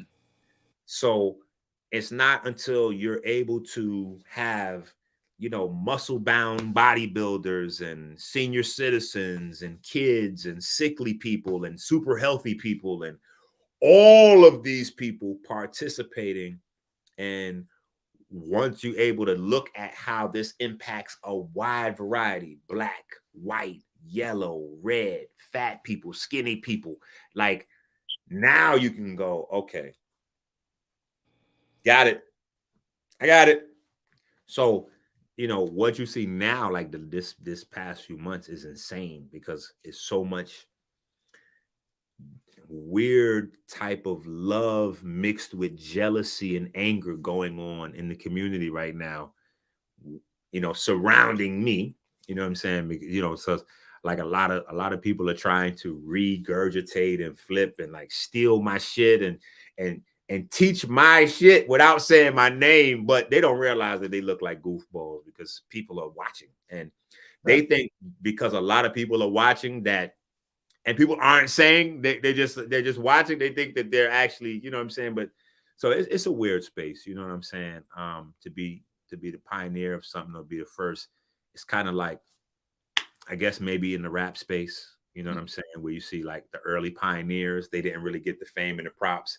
Right. And then now you see any John Q, you know, like the kids now can barely rap and they get $1 zillion, and they, you know, like they don't even know what to do with the money and the fame and the popularity they're getting, because they haven't really earned it. They didn't really put the tracks down. You know what I'm saying? So, yeah, that's probably the thing that I you know, being able to pioneer and teach some other folks and pass the gift on and share it with other folks. I think that's probably the thing maybe I'm most proud of, even though I would like to be, you know, I would like to be physically in certain spaces, you know what I'm saying? But my information, through my students, you know what I'm saying? Like Les Brown and E.T. the hip hop preacher, like those two guys like I still listen to them when I need motivation and inspiration today. You know what I'm saying? I've been to them for years. You know what I'm saying? So, but I never met them still.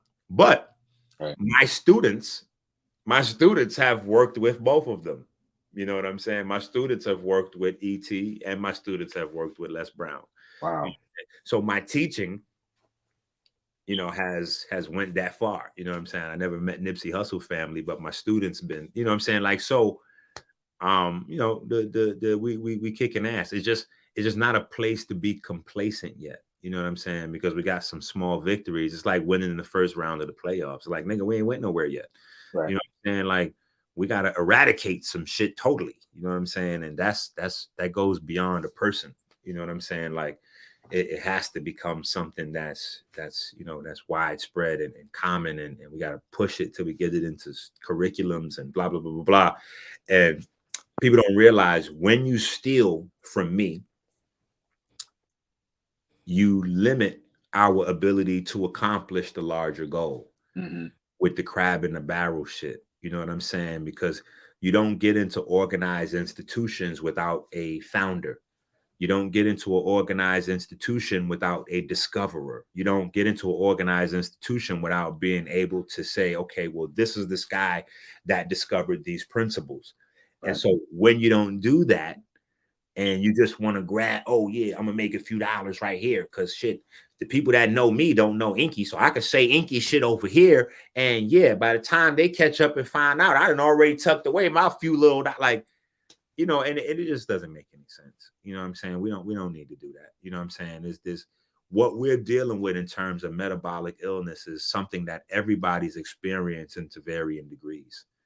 So there's no person that doesn't need this information. You know what I'm saying? We don't really understand that what we once thought of as maybe illnesses for senior citizens are just things that have a really long incubation period.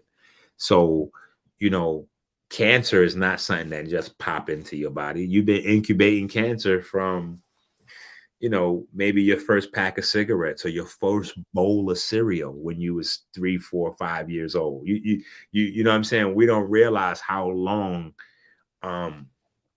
it takes our body to really tap out and wave the right flag to some of these disease states. You know what I'm saying? So a lot of times it's not whether we need to know this information. Not even a lot of times. 100% of the time, it's never a question of whether you need to know this stuff or not. It's just whether you know you need to know this, and whether you know you need to start making these changes. And you know, like certain things, like even, for instance, men wake up in the morning, their penis is not hard. You know what I'm saying? We're told that there's a certain age where that stops happening. Like, oh yeah, that's normal. Don't worry about that. You know what I'm saying? That, you know, when you're a teenager, that happens because of the high levels of testosterone. But, you know, after a while, the levels of testosterone kind of taper off. So you won't really have the morning wood like that. It's just a normal thing. Don't worry about it. I'm like, not exactly. The moment your ass is not waking up with a hard on in the morning, you are already in the disease state. You are already walking down disease road. The moment your hand falls asleep on you one time, or you can't hold your arm up without like feeling super weird after a few seconds, like if you can't hold your arm up this long without feeling weird, like the blood is draining and your arm going to sleep and all that goofy shit, you're already diseased. You're already sick. You just, the symptoms haven't become so pronounced that they're on a scale that they're visible. You know what I'm saying? Because scale is a thing that we don't realize, but we have to make it through that to get to cellular level, subcellular level. We're dealing with scale. So it's almost like a sound, how loud a sound has to be in order for somebody to hear you in the next room, right? That's a certain level of loudness. Like if you're in this room with me, I could talk low and you can still hear me. But if I close that door and you're standing in the hallway, I got to kind of talk a little bit louder for you to hear me. Yet still, if you, I live in a house. My house is not attached to anybody else's. If you're in attached houses or attached townhouses or apartments, it's less volume. But if you're disconnected, I got to really yell for the neighbors outside my house in their house to hear me. Then even still, maybe for 2 to, so it's kind of like that inside your body. That's how the symptoms have to be for you to hear or feel them all the way up here where you're at. So it may be down there, you know, probably, you know, you might have problems bubbling 3 weeks, 3 years, 3 decades, you know what I'm saying, before you, you know, you feel the effects of them, but that doesn't mean that the issues are not there. So, you know, just learning how, you know, we don't really have a manual for this thing that we call our bodies, you know what I'm saying? So, and the folks that try to create manuals for us, we kind of like disregard those attempts. Because I think that largely, if we go back to the Bhagavad Gita, if we go back to the pyramid text, the Bible, like a lot of those things were attempts at giving us manuals on how the body works. You know what I'm saying? You know, with all the religions out there that, you know, that for the Bible, for example, we in America, and America is mostly a Bible-driven spirituality. You know, the spirituality in America is mostly Bible-driven. But nobody really looks at the Bible as a book of genetics. You know what I'm saying? Even though that's the most discussed subject in every single chapter. Such and such begat, such and such begat, such and such begat. This is the royal bloodline. Like, I'm like, yo, the focus is like, they start out with what you're supposed to eat. And then it's like bloodline. Then you get to the middle of the book and they start telling you, listen, if you stray away from the diet, you know what I'm saying, your lifespan going to be shorter. You're going to mess up the temple, the holy temple of God, which is your body, and all this other crazy stuff. And then like you get to the end, the last chapter, and it's kind of like, you know, the Hail Mary, you know, if all else fails, return back to the herbs. These are for the healing of the nation. You know what I'm saying? And it's like, we got this shit in our mind where we block that all out. You know what I'm saying? Even the people that follow Dr. Sebi, like I caught a wild, and again, this is why I'm always like the black sheep, because I'll say things, and because I say my truth, always people are offended. You know what I'm saying? More people are offended than accept the truth as what it is. You know what I'm saying? But so many people that claim to be following Dr. Sebi, right? I'm like, yo, how are you a follower of Dr. Sebi and at the same time you've created an anti-Bible platform? So you got people that are out there attacking the Bible, saying the Bible is pseudo, it's fake, it's not real, there's no good information in it, blah, blah, blah. At the same time, they're like, yeah, alkaline, Dr. Sebi. I'm like, so you guys must have never listened to a Dr. Sebi lecture before, because, you know, the herbs are for the healing of the nations. Like a lot of this shit that he's saying, even if you look at some of the old flyers, because when they were working on the documentary, I got to sit down with Mama Pill and go through some of like all of the old actual material. So that's an advantage as a healer, that, you know, none of these guys, like even people, for instance, people, you know, now that Sebi's transitioned, having spent time with Dr. Sebi is like a thing that people wear as a badge of honor. You know what I'm saying? And if you haven't got to spend time with him, it's almost like you're discounted, or if you spent less time than this person, or whatever the case may be. And most time that's spending time with Dr. Sebi, you wasn't doing shit anyway. Dr. Sebi was smoking weed, telling fucking stories. You wasn't learning shit, because when Sebi was here, he was such an immense figure that people wasn't thinking, I need to cherish every word because tomorrow he might be gone. You know what I'm saying? This was like, shit, this is Dr. Sebi. This nigga's invincible. He'll be here forever. You know what I'm saying? Like, so it's not a knock, but I just don't think that people thought that he was even like mortal like everybody else. He had a whole nother aura, you know what I'm saying, attached to him, where people didn't even treat it like that. They were so wild, and, you know, having that opportunity to really go through and, you know, help curate the what would become a part of the documentary and what would not become a part of the documentary, and being able to go through all of the original shit. You know what I'm saying? Like, I'm going through the books, the papers, the flyers, the this, the that, and the other, you know what I'm saying, with Mama Pill and the family. And yeah, a lot of that stuff had biblical context and biblical pretext to it. And so I'm like, you can't really fully, something's afoot here. Like, you can't fully bash this and then praise that if this is predicated upon truths that are, you know what I'm saying? Like, you can't. So, you know, you get into a weird space online where everybody's jockeying for position and trying to, you know, create a narrative, you know what I'm saying? But the basics, you know, if people see the truth, you know what I'm saying? The basics are there. You don't see any of these niggas raising their kids. Niggas can make up all the bullshit they want about who's this and that and the other online. You don't see these niggas raising their fucking kids. Like, what? So how conscious are you for real? You ain't raising your babies. Where are your children at? You know what I'm saying? We getting ready to come up on Father's Day, and everybody is getting ready to have pictures with their kids on Father's Day. All these motherfucking deadbeat niggas, half these motherfuckers has got $25 and $50 a month child support they delinquent on, and all kinds of other goofball shit. And these niggas get ready to show pictures with their kids. Like, they're gonna show bad pictures on Father's Day with their kids, like as if they know what it is to be in the trenches really raising children. Like, and I say that because how are you healing and you're not raising your children? Like, it's not possible for you to really be a healer and you don't raise your children. You know what I'm saying? You don't really see these people's bodies change. So that right there, like, how is it that you got a holistic healer and that nigga looks exactly the same this year as he did last year, the year before, and 5 years ago?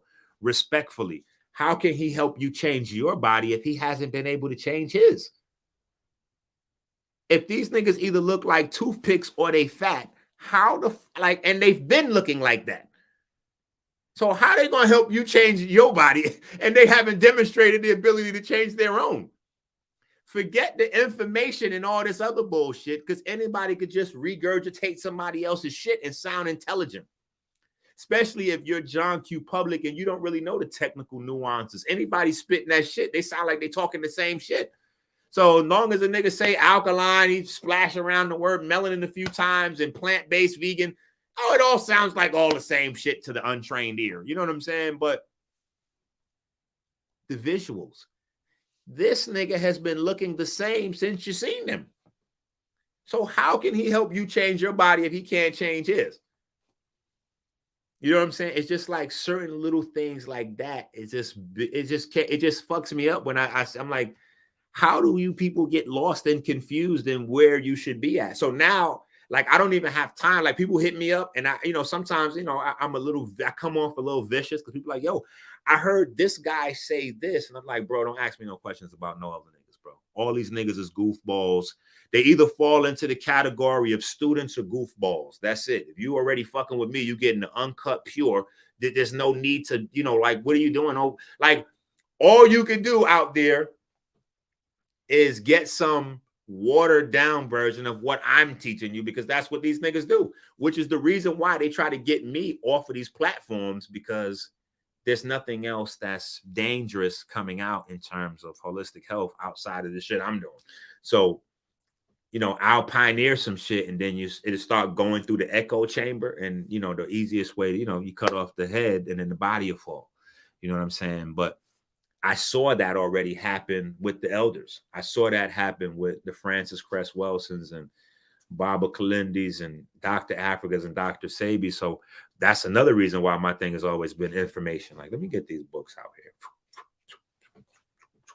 And, that may be where I've been a little bit too available, is probably maybe not necessarily with myself, but my information, and, always having faith in Black folks, you know what I'm saying, which is probably problematic. Having faith in Black folks, that's probably not like how Wesley Snipes said, always bet on Black. Niggas might want to start betting on red. I'm just saying. Yo, Black folks, yeah.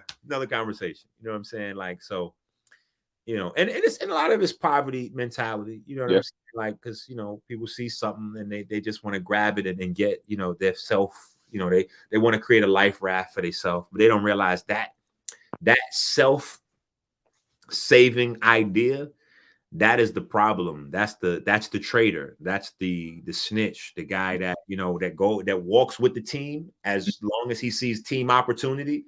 But soon as he gets ahead, all of a sudden team is no longer important. They'll start figuring out reasons in their mind why it's good that they move ahead alone. You know what I'm saying? So that's one thing that confuses people out there. I get these questions all the time. They're like, yo, you done helped bring so many people into this and bring so many people up in this.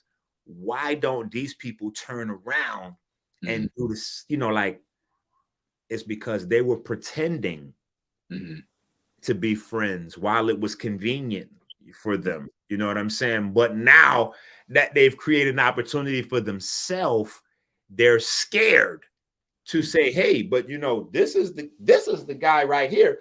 Because in their mind, if they point and they say, well, you know, this is the guy right here, then somehow that's going to take something away from what they're doing. Yep. And that couldn't be further from the truth, because nobody purchases or does business only with one brand. Right. You know what I'm saying? People that buy sneakers, if you go into their house, they have Nikes, they have Adidas, they have Reeboks, they may have some other Gucci or whatever they have multiple different brands of sneakers. People that buy pants, shirts, they have multiple brands of people that buy, you know, they buy greens. They don't even know where they're getting it. It shit comes from multiple farms by the time it hits the supermarket. People that buy herbs, like me. I'm me, and I still have all kinds of brands of fucking herbs and vitamins and fucking powders and all kinds of, you know, like, so that fear is like, it's really unfounded as a part of that crab in a barrel mentality. And you know, I you know, my personality it's kind of, you know, it's a little rough because of, you know, where I'm from, but it's a quiet taste. That's just what it is. Yeah, it's a quiet taste. Some people are like really afraid of the truth, man. Well, no. It's not even from that space. It's from the universe that I'm from. A lot of my friends, you know, they got large numbers in of, you know, they got jail time, they got killed, they're dead. Like, so to make it out of where, you know, that 80s, that 80s, you know, Bronx, you know, to make it out of that space, you know what I'm saying? Like, you had to have a certain grit, a certain type of grit to yourself. And when I say make it out of that place, I don't mean like hiding. You know what I'm saying? Because you will hear a lot of people be like, "Oh, well, I'm from, you know, I was born in Detroit in this time, or I was born in the Bronx or Harlem, or I'm from Watts, so I'm from this place or that place," and they made it out by hiding from the neighborhood. You know what I'm saying? They weren't exposed to the harsh realities in that neighborhood. They just kind of, you know, their parents were good at hiding them in the house, and they stayed in school. And as soon as they got $5, they bought the first bus ticket, plane ticket out of the hood. And they were, you know, like, that wasn't me. You know what I'm saying? Like, I was everywhere. You know what I'm saying? So when I say made it out, it's a different type of made it out. You know what I'm saying? When people look online and they go, "Oh my God, look at these dangerous people from," you know, like, those were like classmates, neighbors, you know, like, but like, you know, those were people that, you know, so it's just a different type of, this is a different type of energy. You know what I'm saying? To that, you know, so even now that I'm, you know, far removed from, you know, that type of space, is just, you know, it's just, you know, it's a part of, you know, who I am and how I communicate. All right, so the 40-day fast, when did that start? We're going to start the fast first week of June, and that's going to run right up into the summit in July.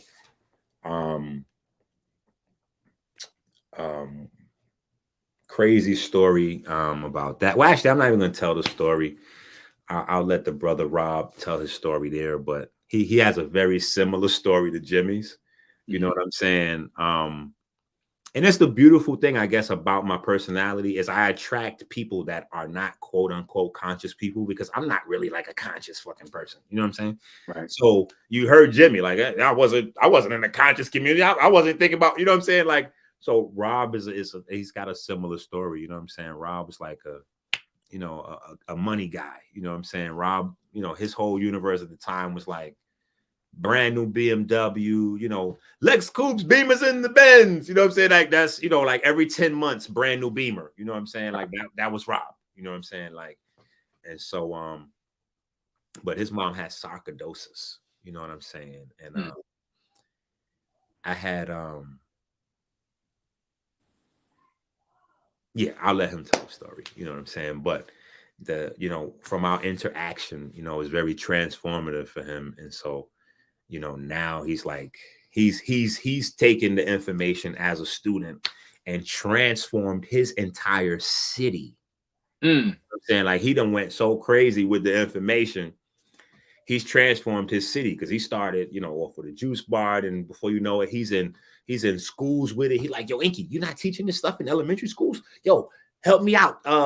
Like give me some cliff notes. I'm getting ready to start teaching all this shit that I got from you inside elementary schools. You know what I'm saying? And so before long, he did so much in his city that they voted him into office. So he's a city council member now. And his whole platform is, I want to change people's health. And, I got my guy. And, I had to tell him all the way along, like, hey, don't fucking keep telling people about me. I'm like, don't tell nobody about me. His situation only uniquely, you know what I'm saying? Because of where he was and the people he was around and what he was doing. I was like, bro, just if you need any help with the info, hit me up. I got you. But no, just tell them you're the guy. You know what I'm saying? Because people are so caught up in image. You know what I'm saying? If they hear how I speak or where I'm from, or, God forbid, he's got gold teeth. Automatically, it casts a shadow. And I'm like, no, just, you know what I'm saying? And so he's been able to transform his whole city's health. You know what I'm saying? To the point where, so now that's the reason why we're doing the summit upstate New York, to kind of commemorate, what we did and what he's been able to build up there. And at the same time, what we've been able to do in terms of 10 years worth of fast and studies. And even the brother Diallo Morgan, I always talk about how I started the fast, and he was the one that came up with the idea because he saw me eating and he was like, nigga, that is absolutely unhealthy. I don't care what, vegan or not, you cannot eat. That is not sustainable. That's not health. You got to fast. I'm not setting up no lectures for you to teach health information if you eat like that. You got to fast. And so I always tell that part of the story about me being a fat ass and being greedy and, having to, how the fast started. But I don't really tell his part of the story. You know what I'm saying? And Diallo has even a story because he was able to lose 100 pounds, you know what I'm saying? And then his son had an autoimmune situation, you know what I'm saying? And the doctors had... Anyway, he'll tell his shit, you know what I'm saying? So there's zillions of people everywhere that I've, been able to help in a unique, in a unique fashion with my Professor X shit, you know what I'm saying? Great way. That's a great way of putting it. Magneto. Actually, I think I vibe a little bit more to the Magneto than Professor X. You know what I'm saying? That's probably my problem. I'd like to be Professor X, but I'm not. I'm Magneto, which is you know what I'm saying? I'm like, man, just fucking kill him. Just explode everybody's fucking. Just get rid of these niggas. Let's just white, black, red. Like this, a lot of these niggas are goofy. I don't give a fuck if you're white, black, yellow. Let's just off with their head. Thanos these fucking goofy niggas immediately. Like, let's just get rid of these motherfuckers. You know what I'm saying? So there's things that I might agree with Bill Gates. Like, we do need a little depopulation. I'm just saying, some of these motherfuckers can go. You know, unfortunately, it's just kind of, you know, sorry, not sorry. All right, so Knowledge said that this is going to be a monthly segment. He's going to be setting it up. So I'm really excited about that. So I'm going to get myself together. We're going to definitely do.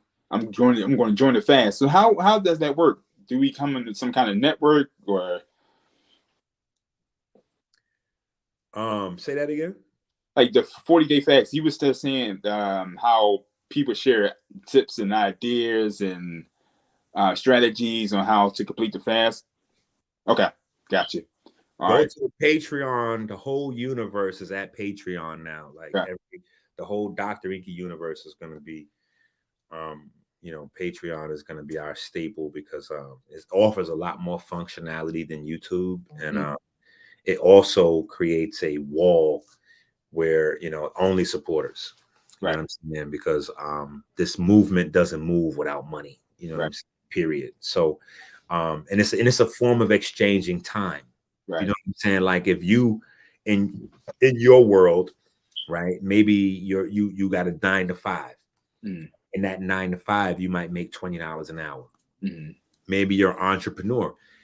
As an entrepreneur, maybe you make, I don't know, $100 an hour with your business. You know what I'm saying? Like, and if you don't know what you make per hour as an entrepreneur, you're not that good of an entrepreneur because you haven't really got to that space where you figure out what it is that you're doing every day, every week, every month, etc.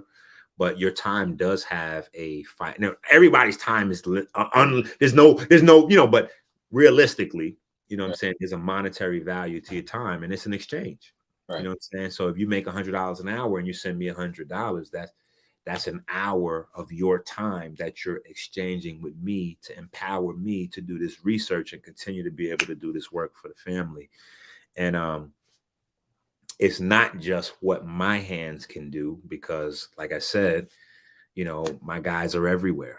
You know what I'm saying? People that I've been able to teach the information, you know what I'm saying? Because it's an experience. And once you have the experience, now you can turn around and, like, even Jimmy, you know what I'm saying?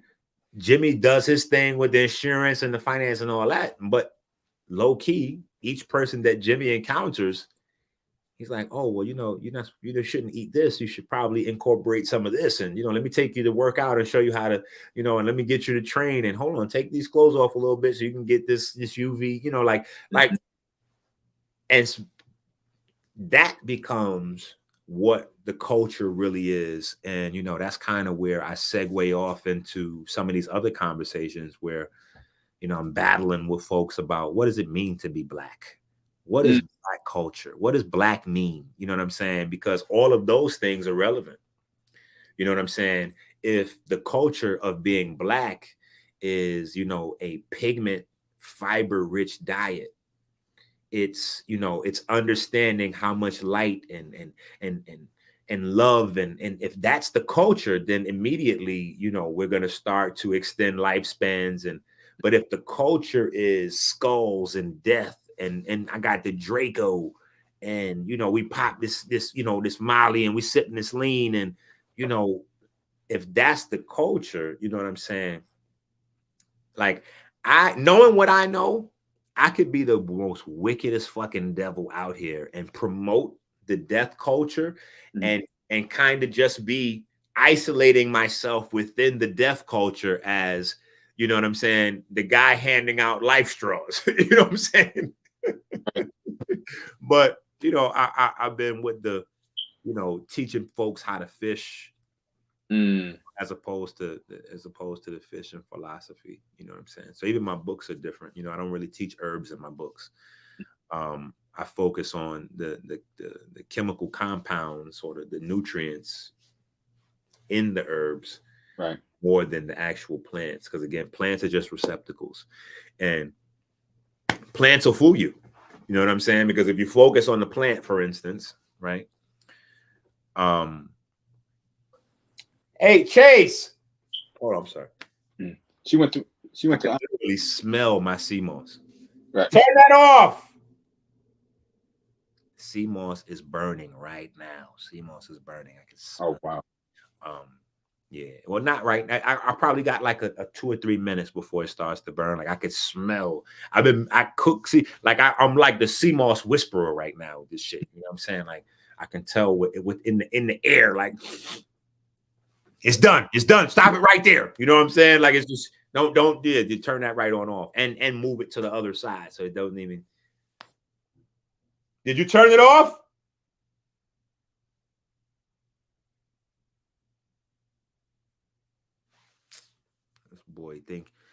This boy really think he in the NBA. He goes downstairs into the gym and start working out. Then he in another universe. Hold on.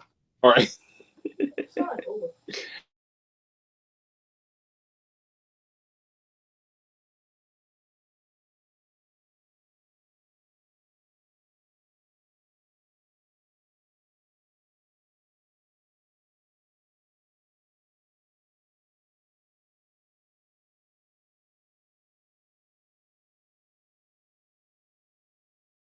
Mm-hmm. Okay. Yeah, my bad. No, it's cool. But yeah, so we're gonna yeah, and it's just perfect too. It's nice. Perfect. It's nice and gooey. It's nice and gooey. Now, question: do you have like a monthly subscription type thing for the sea moss, or how does that work? Oh, a subscription for the sea moss. No, I don't have a monthly subscription for sea. That's a good thing. Yeah, I don't have a monthly subscription for sea moss. No, because people can kind of get as much as they want. Right. They just come to the website, whatever the case may be. But my shit designer though. Right. You know what I'm saying? So it's not even like, you know, I don't even like try to even. I raised so much hell in terms of separating myself with the moss. That didn't really translate well. Again, that just made more jealousy and envy. You know what I'm saying? You know, even amongst people that I thought would, you know what I'm saying, be like happy for me, like, yo, this is amazing. Yo, we gonna rock with you. Mm-hmm. No. People would prefer to pay higher prices for lower quality moss from other people than support their brother. You know what I'm saying? That's insane. But that's just who we are as a people. Mm-hmm. You know what I'm saying? And these are people that are supposed to be healers. That show you that even the healers, we still got our own shit we got to learn. We still got healing to do. You know what I'm saying? Mm-hmm. But you know, I'm still the plug. I'm still the boss. You know what I'm saying? So I still got it. I still got it at you know what I'm saying? I got the ocean. My name is Enqi. You know what I'm saying? I got the ocean. I'm Enqi for, you know what I'm saying? I'm Enqi. You know what I'm saying? I'm Enqi for a reason. I got the ocean. So we getting ready to do some crazy shit. You know what I'm saying? Just the Gregory Hines on these niggas. You know what I'm saying? Just the tap dance on their ass one time for the one time. You know what I'm saying? Like, once we finish up with the contracts, with the theater and, you know, all of that kind of stuff, the insurance and all that, you know, we putting together like a giveaway. So when the tickets go on sale, we might give away a pound or half a pound of fresh Conjures Crispus to everybody that even buys a ticket for the summit. Or we might just fly in like maybe, you know, 1,000 pounds and have it at the theater and give it away to people there on the spot. You know what I'm saying? I think that'd be a little bit more dramatic. So that's kind of more up my yeah. Have 5,000 pounds on stage with me and just be like, yeah, so yeah, everybody get a bag and just grab as much, just get as much of this as you want to take it home. This how we doing this. This is what it looked like when you really got it. You know what I'm saying? Like, that's dope. That's dope. Yeah. So we're coming to the end of the show. Give me the dates again. For the I guess we just go to Patreon to find out. Patreon.com is where you can sign up to be a supporter. You can get the information, watch the videos, the 15-year block of videos that, you know, people know me from, with all these stories and the information, you know, that preceded the stories, and you know, all that kind of stuff is there. Yeah, you know what I'm saying? It's a nice victory lap. You know what I'm saying? Even remembering some of these things and just being able to see the look in people's faces when they recount their stories. You know what I'm saying? When I look at Jimmy telling his story, or like, just because people, it's not even just about me. It's like he said, it's like magic. You know what I'm saying? And that experience of something magical, it changes you on the inside forever. You know what I'm saying? So for me, it was what I was able to do with Amber. That was the most profound thing for me. You know what I'm saying? Because, you know, her mom was, as like, unfortunately, you know what I'm saying, like, I happened to make children with probably the lowest quality human that you can no, I ain't gonna bash but yeah, but she just was anti everything natural, everything. So it was a big thing, you know what I'm saying? Like, we really went to war. She tried to turn everybody in the family and close friends against me, and like, threatened me with the lawyers, like, yo, you're messing up the money. If you keep interfering, we're not going to be able to get the lawsuit and all this other crazy shit. Wow. So when I tell the stories about these things, I like to drag her through that specific set of mud, along with all her family members and everybody that doubted, you know what I'm saying? Because Amber has been able to be on every type of sports team and dance team and all kinds of shit that she wanted, all due to me. You know what I'm saying? Because they were trying to let her be like, because the system is set up in a wild way. So my daughter got ran over, blah, blah, blah. I told that story a zillion times. But the craziest thing is the more messed up the kid is, you know what I'm saying, the more of the money you get.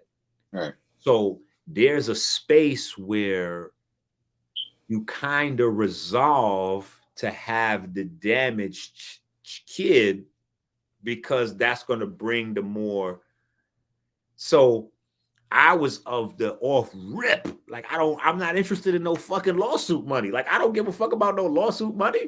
You know what I'm saying? Always in the back of my mind, I guess, and this kind of helped me maybe, because of who my father was. Like, my father was a big, heroin dealer from Harlem. You know what I'm saying? Like, this is the quote unquote cloth, like, and I don't even really talk about that shit. You know what I'm saying? But like, all of these people, look, Guy Fishers and all these guys, these is family members, close friends of the family. These are guys, you know what I'm saying? So in the back of my mind, I've always had a blueprint to immediate money if that was the thing. So I guess maybe for some people that never seen that, never been around that, they kind of get this idea where they're willing to cut off their own foot to see a few dollars. You know what I'm saying? Where I'm like, I don't give a fuck about no money, nigga. Anybody can get money. People can get money all over the fucking place. You know what I'm saying? Even though sometimes, the lights may go off, or, a nigga may actually need a few dollars. It's just like, if in a situation where it's life versus the money, you know what I'm saying? That's never a question for me. Yeah. And I'm always going to choose life, where people make other decisions. And that is where I think that we have cultural challenges that we have to kind of jump, get through. Anyway, I'm out of here, because see how this goes? I will keep going, and then it's 3 hours and 10 hours, and then it's 2 days. And so, yeah, I appreciate it. I will definitely hit up the Patreon tonight, get my membership on until I get with the knowledge info. I could get some CMOS. I guess I'll start my own little monthly subscription. Make sure I just, like, every month, I just make sure I send you the money. Listen, the gel that we have is luxury. You know what I'm saying? So people looking for CMOS gel is fucking everywhere. Right. Our shit is the Gucci. Our shit is the Brooks Brothers. We got the Louis Vuitton of this shit. Our shit is the fine linen, the silk, the pure cashmere. It's not the same. We use Chondrus crispus and lichen to create a blend that's rich in vitamin D, richer than any other gel on earth in antioxidants, which is why the color is like a ocean blue green always. Sometimes it's bluer, sometimes it's greener, but our shit's always a very, very, and then sometimes the purples really take over and bleed through. But you know, it's high in vitamin D, zinc, you know, just it's something totally different than what's out there. And it's really predicated on like a lot of these things that I learned, and just trying to make it easy as possible for people to change, you know, their health on a limited budget with limited time. You know what I'm saying? That's always another thing that's in the front of my mind. I have a limited budget and limited time. I'm a single dad, deadbeat baby mama. So I got all these babies to raise by myself. You know what I'm saying? Every shoelace, every sandwich, every diaper, every roll of toilet tissue, all on me. You know what I'm saying? So it's always balling on the budget. You know what I'm saying? Even if the budget grows, it's still a balling on the budget situation. So I definitely need all the help, all the support, the Cash Apps, the Patreons. Thanks for your time. Shout out Dual Knowledge Radio. We out of here. I'm on it, brother. Appreciate you, brother. And that's our show for the day. I think this is the longest I've ever been on the program. But this information is necessary. And this is why this platform was created. So we come to the conclusion of the show. Thank you for joining us on this global movement towards self-discovery and empowerment, which equals true liberation and freedom. If you have any show topics, ideas, resources to assist on this mission, please email Farugh1973@yahoo.com. If you found value in this presentation, please give or continue to support. No matter the amount, it's all tax deductible. Thanks to all our sponsors, our supporters. We are solely funded by your generosity. Send the money to Cash App, money sign BMa'at Inc. If you like this program, there's tons of other programming like this on this platform, and they can use some support as well. So Cash App, money sign Knowledge Born Allah. And thank you again in advance. And remember, be Ma'at and become a master of life. We'll see you next Monday at 7 p.m. Peace and infinite blessings, family.